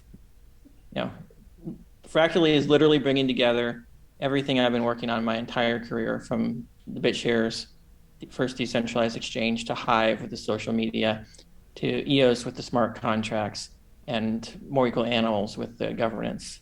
This is bringing it all together. So there's a lot of moving pieces, and they all complement each other.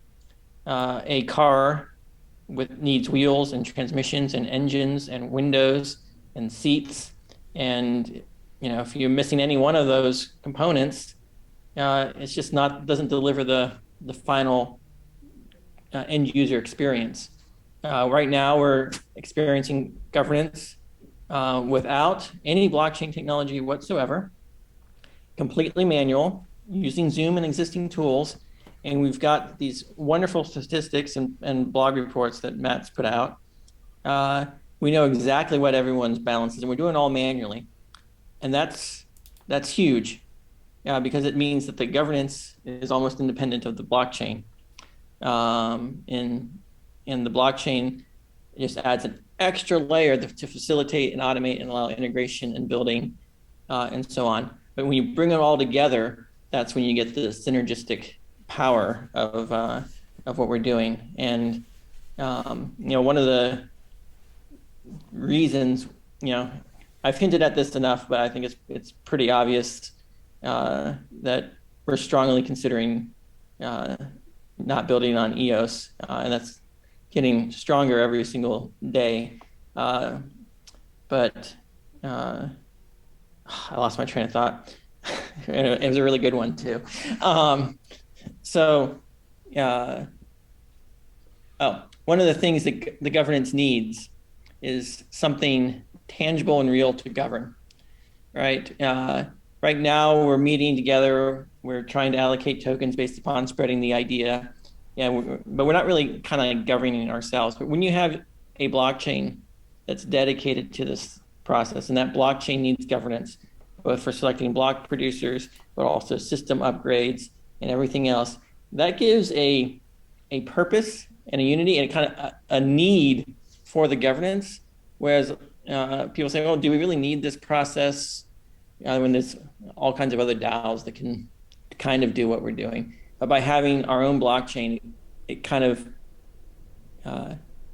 makes it necessary, and then also amplifies the value of whatever governance tokens there are on that system, and it provides an opportunity to decouple the risk of the changes that this group would wants to make from the EOS community, which is they've got to be slow. They can't change too much. They got all this legacy stuff. They can't take the risks and move as fast as we can. But we can pair our governance process to a chain that needs governance and bakes it in at such a level that this governance process is the process by which block producers are selected. And now it gives a whole new meaning to participating in the weekly meetings, a whole new value for an incentive for making sure you invite quality people, and a whole new decentralized system that has value in its own right, just because this will be the very first blockchain that's not proof of stake, that's not proof of work, proof of subjective work, proof of merit based on fractal governance. And that is an opportunity that can maximize the value that we all get for building out fractal governance, far beyond the value that we'd get with the same token in the same group just being a token on a chain that we have no control over the governance of. We won't be completely sovereign with our own chain, which is huge, whereas building on EOS, we are not completely sovereign. We have to go to the ENF for funding. We got to get other block producers if we want to change the core infrastructure. But part of fractal governance is independence, and we are an independent group. We can pick the chain and the technology, and we get to govern that. And so that, I think, the broader crypto community will see tremendous value in a blockchain that has fractal governance as its consensus algorithm, instead of proof of stake governance as its consensus algorithm. And so that's, I guess that's kind of a big move, but it's kind of, a lot of people have been worried about it and wondering which way we're going to go that way. So that's the direction we are strongly leaning, and that's a lot of the reasons why we are leaning in that direction. And I know we're 8 minutes over, but I'd be happy to answer any other questions or feedback with regard to that particular direction. Andrew. Yeah, I do have a quick question regarding that. It's would it? I guess this is all pretty speculative since you guys are still working on it, but seems like some sort of solution similar to how Bullish is posting their hashes every 5, or their block headers, or I don't know the exact technical description, right. But they are sort of integrating with the EOS blockchain, so that acts as a sort of shared source of truth, and then they can still run their own blockchain in the background. I'll let you speak to that. Well, unlike Bullish, which is a private blockchain that no one can see, Fractal is going to be transparent, public blockchain, and it will have its own record combined with transactions as proof of stake. It will be replicated to everyone in the world, so it would be redundant to publish to EOS. That said, integration with other blockchains for mutual respect purposes. Part of decentralization is getting it so that we have the main fractally chain, and then as fractals spawn and grow, they can have other chains, and then we have communication between the chains through the tokens. And with fractal governance, I think it solves a lot of the problems with blockchain communication, because we have this subjective human layer that can actually provide trust, where stake and anonymous things and Pareto actually doesn't facilitate the communication between chains. So the way I see it is small fractals will build on the main fractally chain until they get big enough that they can justify having their own chain, at which point they can clone their state from the main chain, start their own chain, and then but still maintain a liquidity bridge with all the fractals on the main chain. And then we can grow horizontally as more and more fractals come online. Otherwise, what will happen is as you get a couple fractals going, the cost of the resources, regardless of the blockchain technology you use, are going to be too high to actually facilitate what we want. And we want massive adoption for large number of groups to be relatively low cost. That inter-blockchain communication is a key element of scaling in this and keeping it usable. One of the ways that things centralize is requiring massive data centers to run nodes. The EOS blockchain is already so big, and the data set is, and the requirements are so high that very few people can run those nodes. And that's going to end up centralizing it into a set of incumbents that have the infrastructure and the connectivity. And so we need to make sure that we design this so that there aren't the technological incumbents that end up controlling, because they control the necessary resources, right? They control the land we're building on. And just like ENF controls the political environment that we would be building on in EOS, we want to keep things as decentralized as possible so that we can maintain our independence and grow in a fractal manner rather than one blockchain to rule them all is not fractal. Yeah. Cool. That provides a lot of clarity. Thank you. Yep. Perry? Thank you. Dan, I'm not sure if this is a repeat of the last question, but I'm trying to understand if what you just said was that if the EOS community decides that they want to adopt the fractally governance, is that a possibility? Number one, that the community as a whole can create a single fractal or a set of fractals? Eden on EOS is an attempt to bring fractal governance to EOS. We built the very first system there. They've gone from every 6 months to planning potentially monthly meetings with the delegates. The issue with Eden on EOS is, I guess, limited funding, and they don't have the rapid feedback cycle that we've all seen how well this has been working, and the organic contributions and the network effects, and the connectivity and the friends we're all making here every week. So I think Eden could go that path, but there's costs associated with supporting all the legacy stuff that EOS has, integrating with whatever token standard they have, or migrating or upgrading.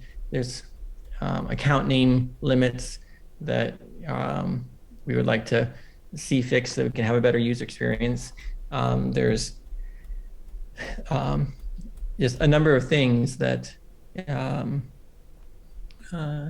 yes, could EOS have fractal governance? Yes, they could.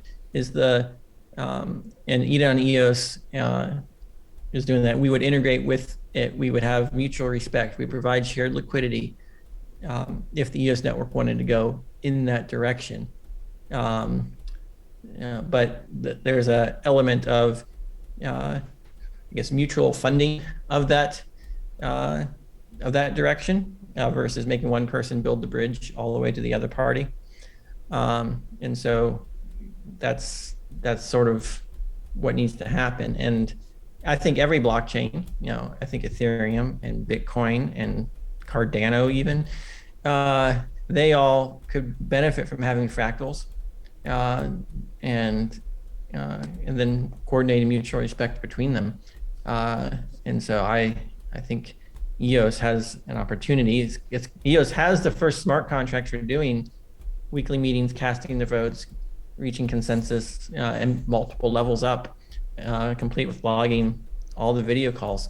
So, we built that prototype on there, and now, with that basic prototype that the EOS community already has, combined with sufficient funding from the ENF, I believe that they can work with us and take the fractally white paper and grow fractal governance if there is will within the current block producer set and token holders to fund it to the extent necessary.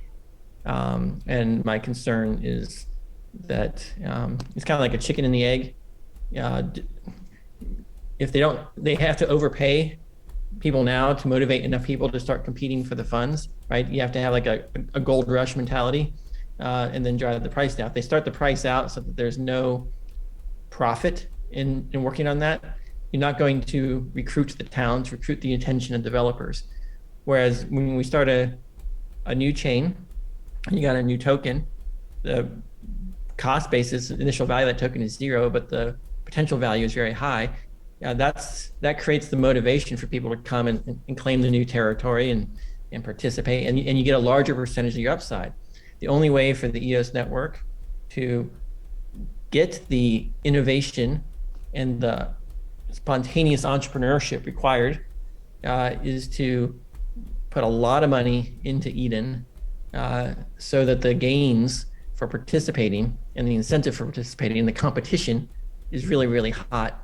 And that will drive fractal governance on EOS. Otherwise, I'm afraid that it's like planting a plant and just give it a little bit of water and wondering why it doesn't grow and thrive. So, thank you.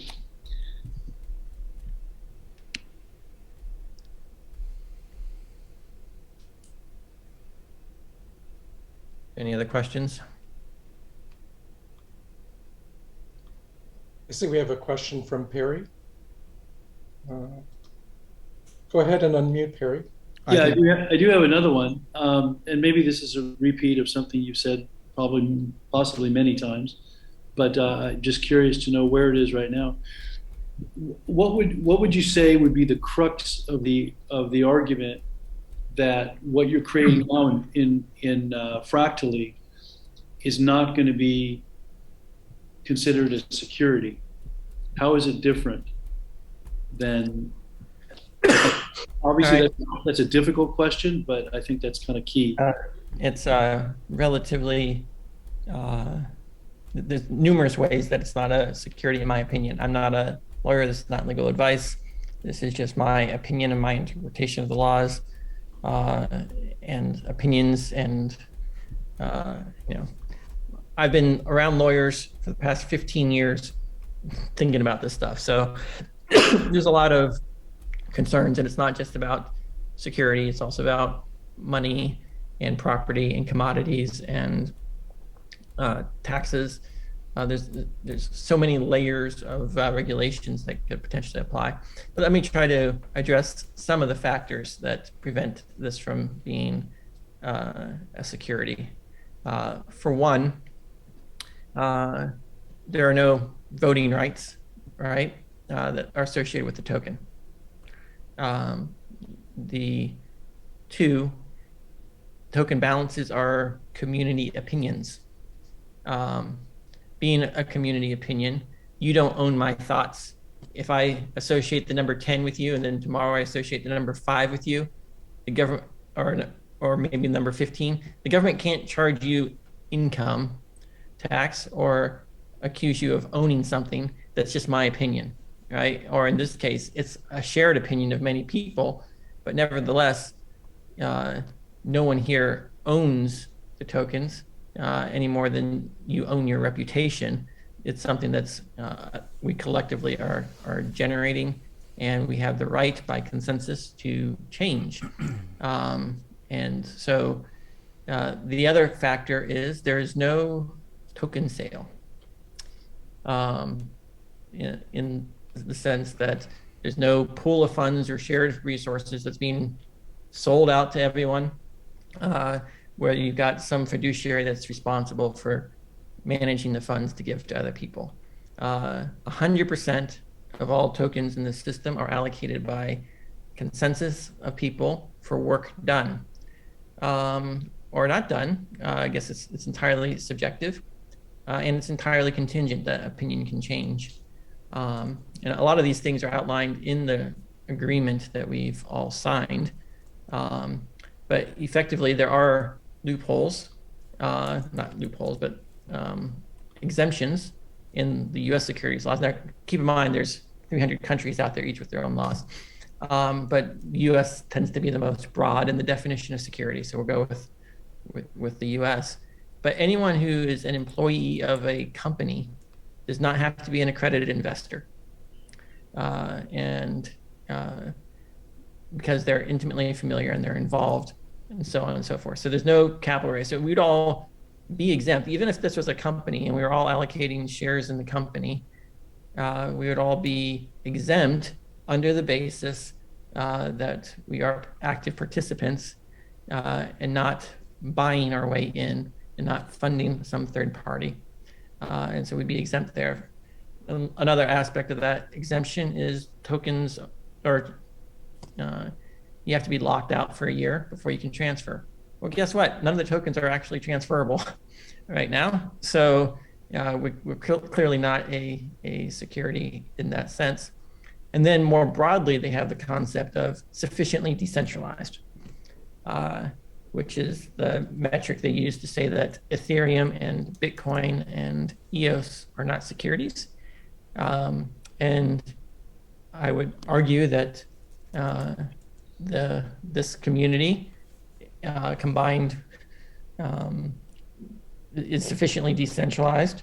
Once it's got its own blockchain and that's replicated out there, it's going to be born sufficiently decentralized before there's any transferability of anything. So without voting rights associated with the token, without transferability for the first little bit, with everyone working their way to receive it instead of paying their way, with it being a consensus opinion instead of a property right, all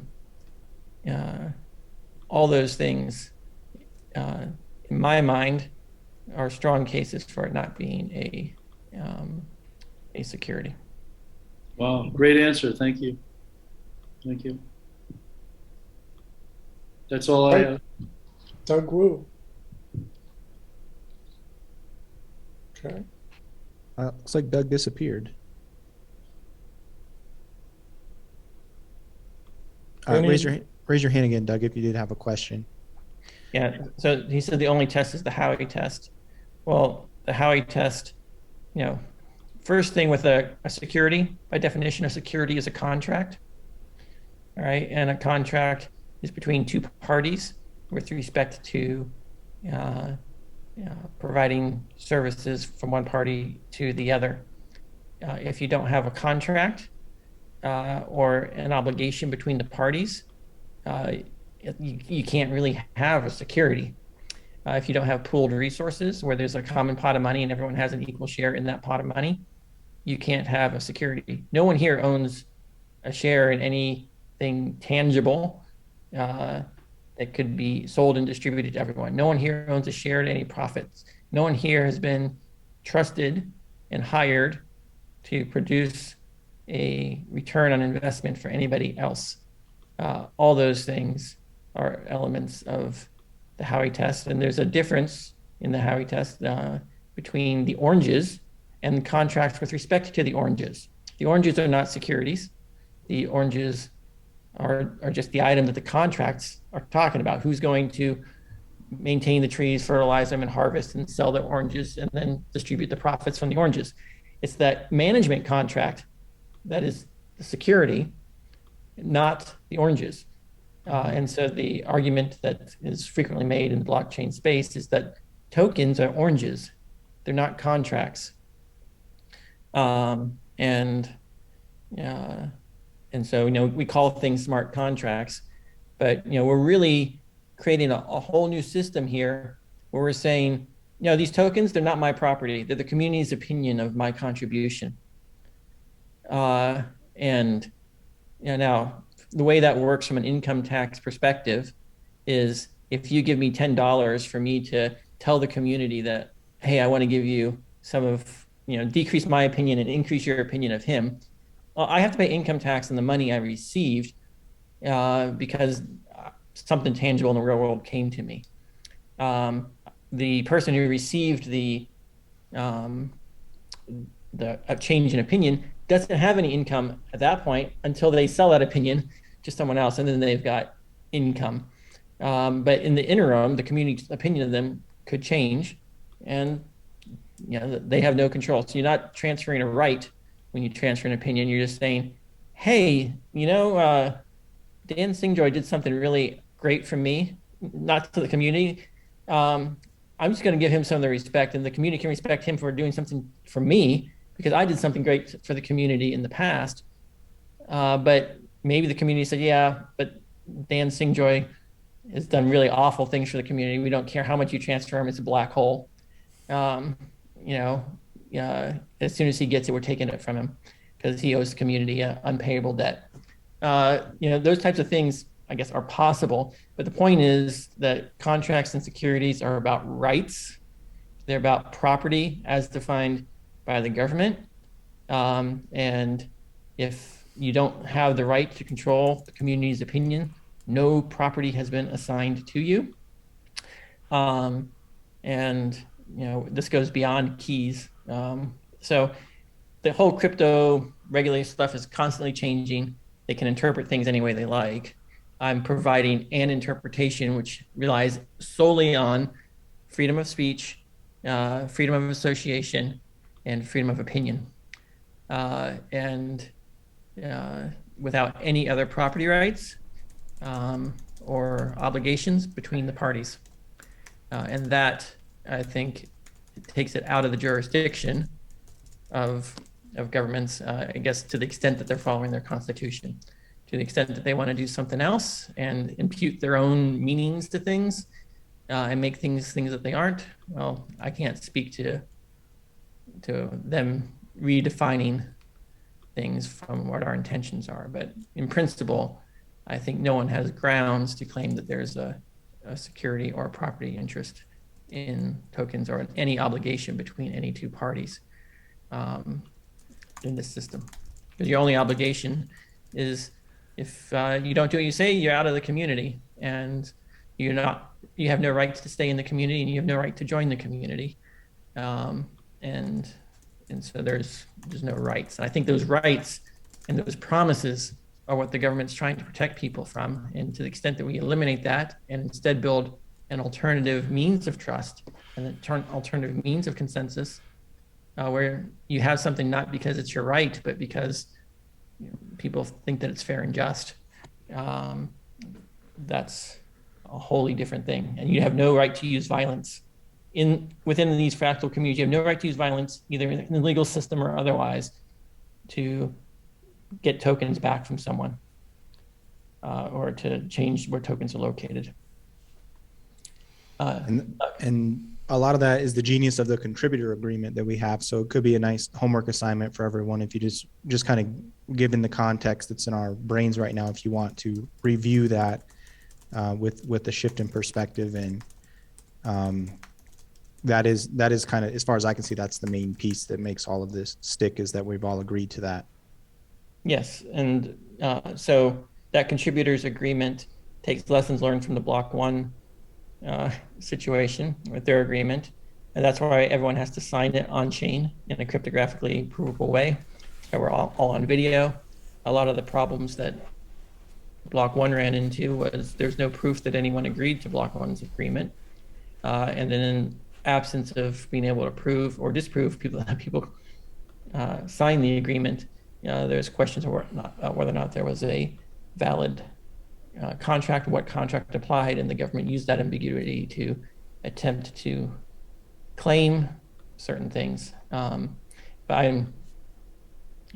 I'm limited in what I can say with respect to the SEC's decision with Block 1. But yeah. Yeah, and maybe it's ideological, but the situation with governments around the world just kind of bolsters the need for us to get fractally fully rocking and be able to create parallel societies so people locally have options around the world to become independent. Like in the case of the US, you can your community or town or city can become independent from the county, the state, and the federal government. And arguably, that's maybe one of the most valuable things we can contribute as a global society, is to make that possible and actually do that at local levels. The goal of tyranny is to prevent the people from reaching a consensus. The only way they can maintain their tyranny is to keep everyone else so confused and unaligned that they can't overthrow the tyrant. And so how do they do that? They do that with misinformation, with censorship, with violence, and even economic incentives to break up families and fomenting wars and things like that. So the voting process in the media doesn't give us a new way to reach consensus to actually change anything.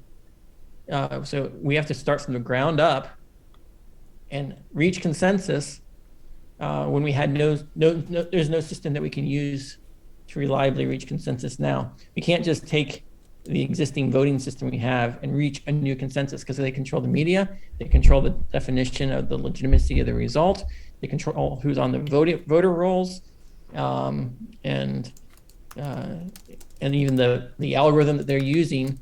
I laid all this out in my book, but it's systematically selects for the most pathological people without accountability. So that's the importance of this process. We demonstrated that it works by governing ourselves. Other people see that we're governing ourselves well. We teach them how to govern themselves. And then it doesn't matter what anyone else in the world says, we can reach consensus. And the bigger the group you have that can reach consensus, the more power you have as a political body, the more ability you have to protect the members of your group. If you're all alone and you don't have anyone else, you're helpless against even a small mob. But if you got a large fractal people and you can all reach consensus, they can all come to your help. There's mutual aid there. You can be free and independent, and when you're free and independent, you can say no to whatever they're saying, and that is the power that we need to take back. That's why we need this process, and we can't take that back with a traditional voting mechanism where people will just question, well, who voted? Do they have any say? How do we know they were counted correctly?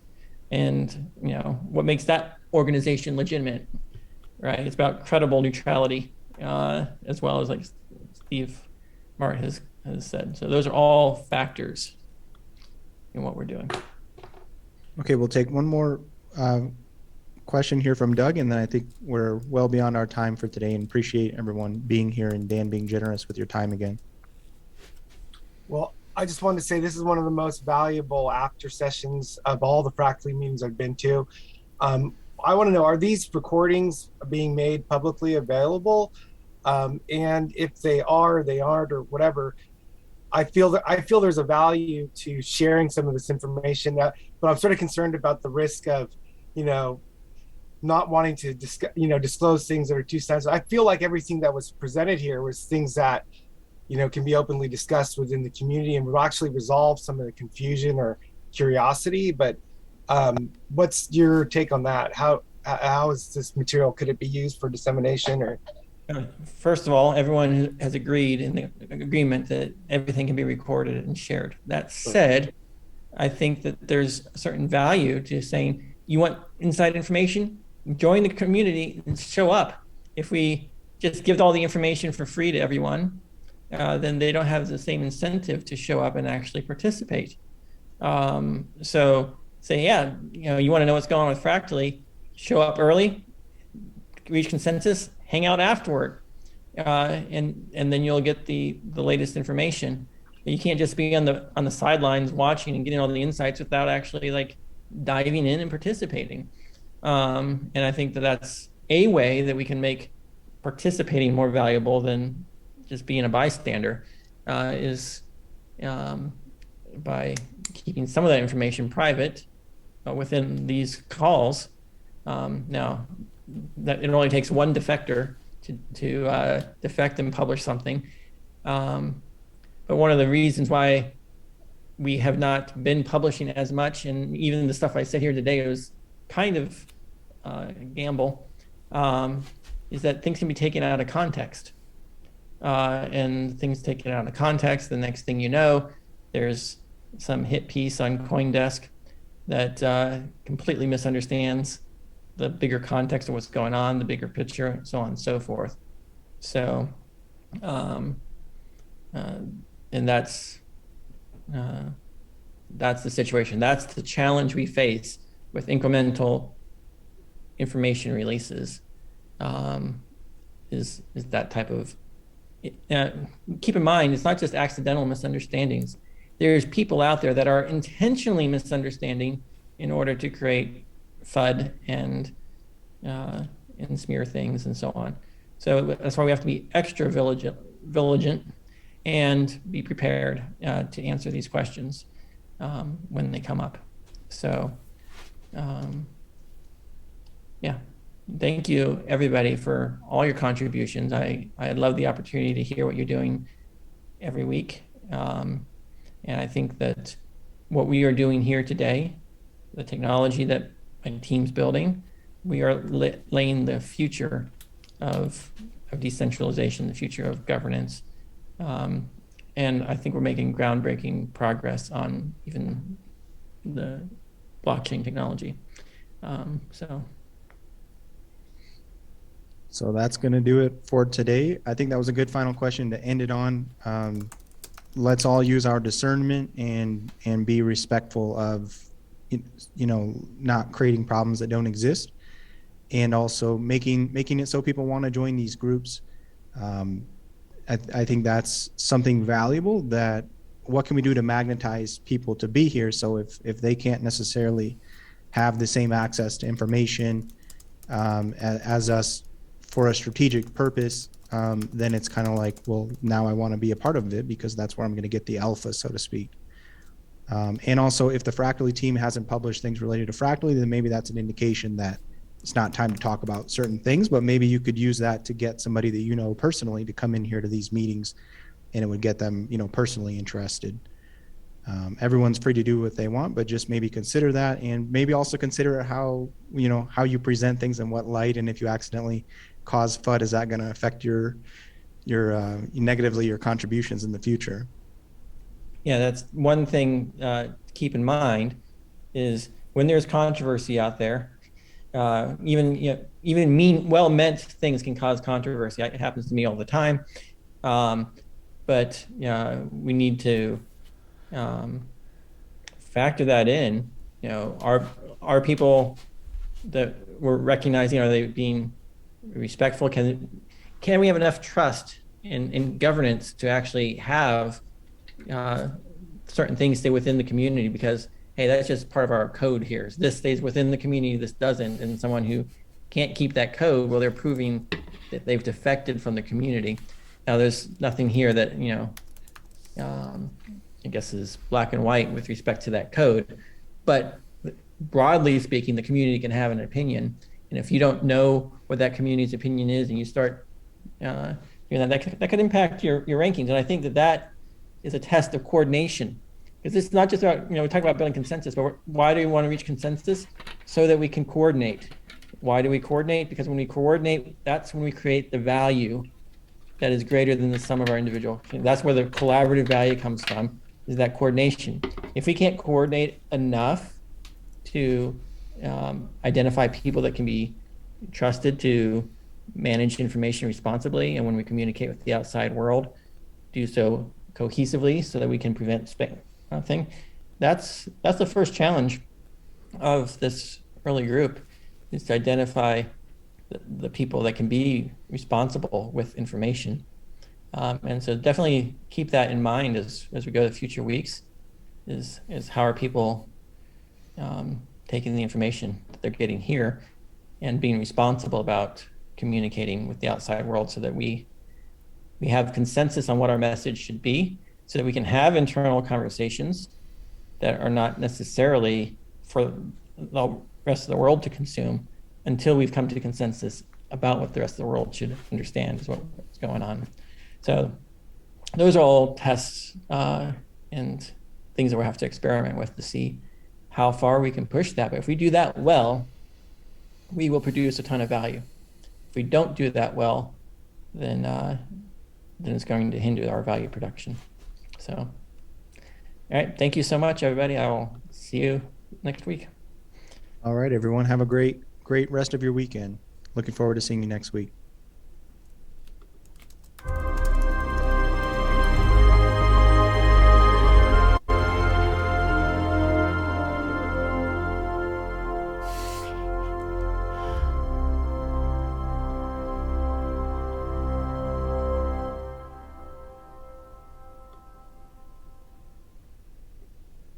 Recording stopped. All right, who's going to be the DJ? Let me change the settings so you can unmute yourself if you want. Oh no, is there an after party? Yeah, there's still an after party if you want to hang around. I myself might not be hanging around too long because my family's waiting for me, but I accidentally ended the meeting last week, and we've been trying to keep these post meetings available for bonding purposes and whatnot. That was a cool outro, by the way, Joshua. I like that. Yes, it's The very golden cool. proportion with like a Batman sound. Thank you, Joshua. You made a good job. Yeah. Hey, I'm gonna have to run too. I just want to call out Nathaniel. I believe Douglas' name in your Hive post comment is misspelled. There's an H in it. Others in your group have already corrected it, but you want to jump into Hive and edit that comment.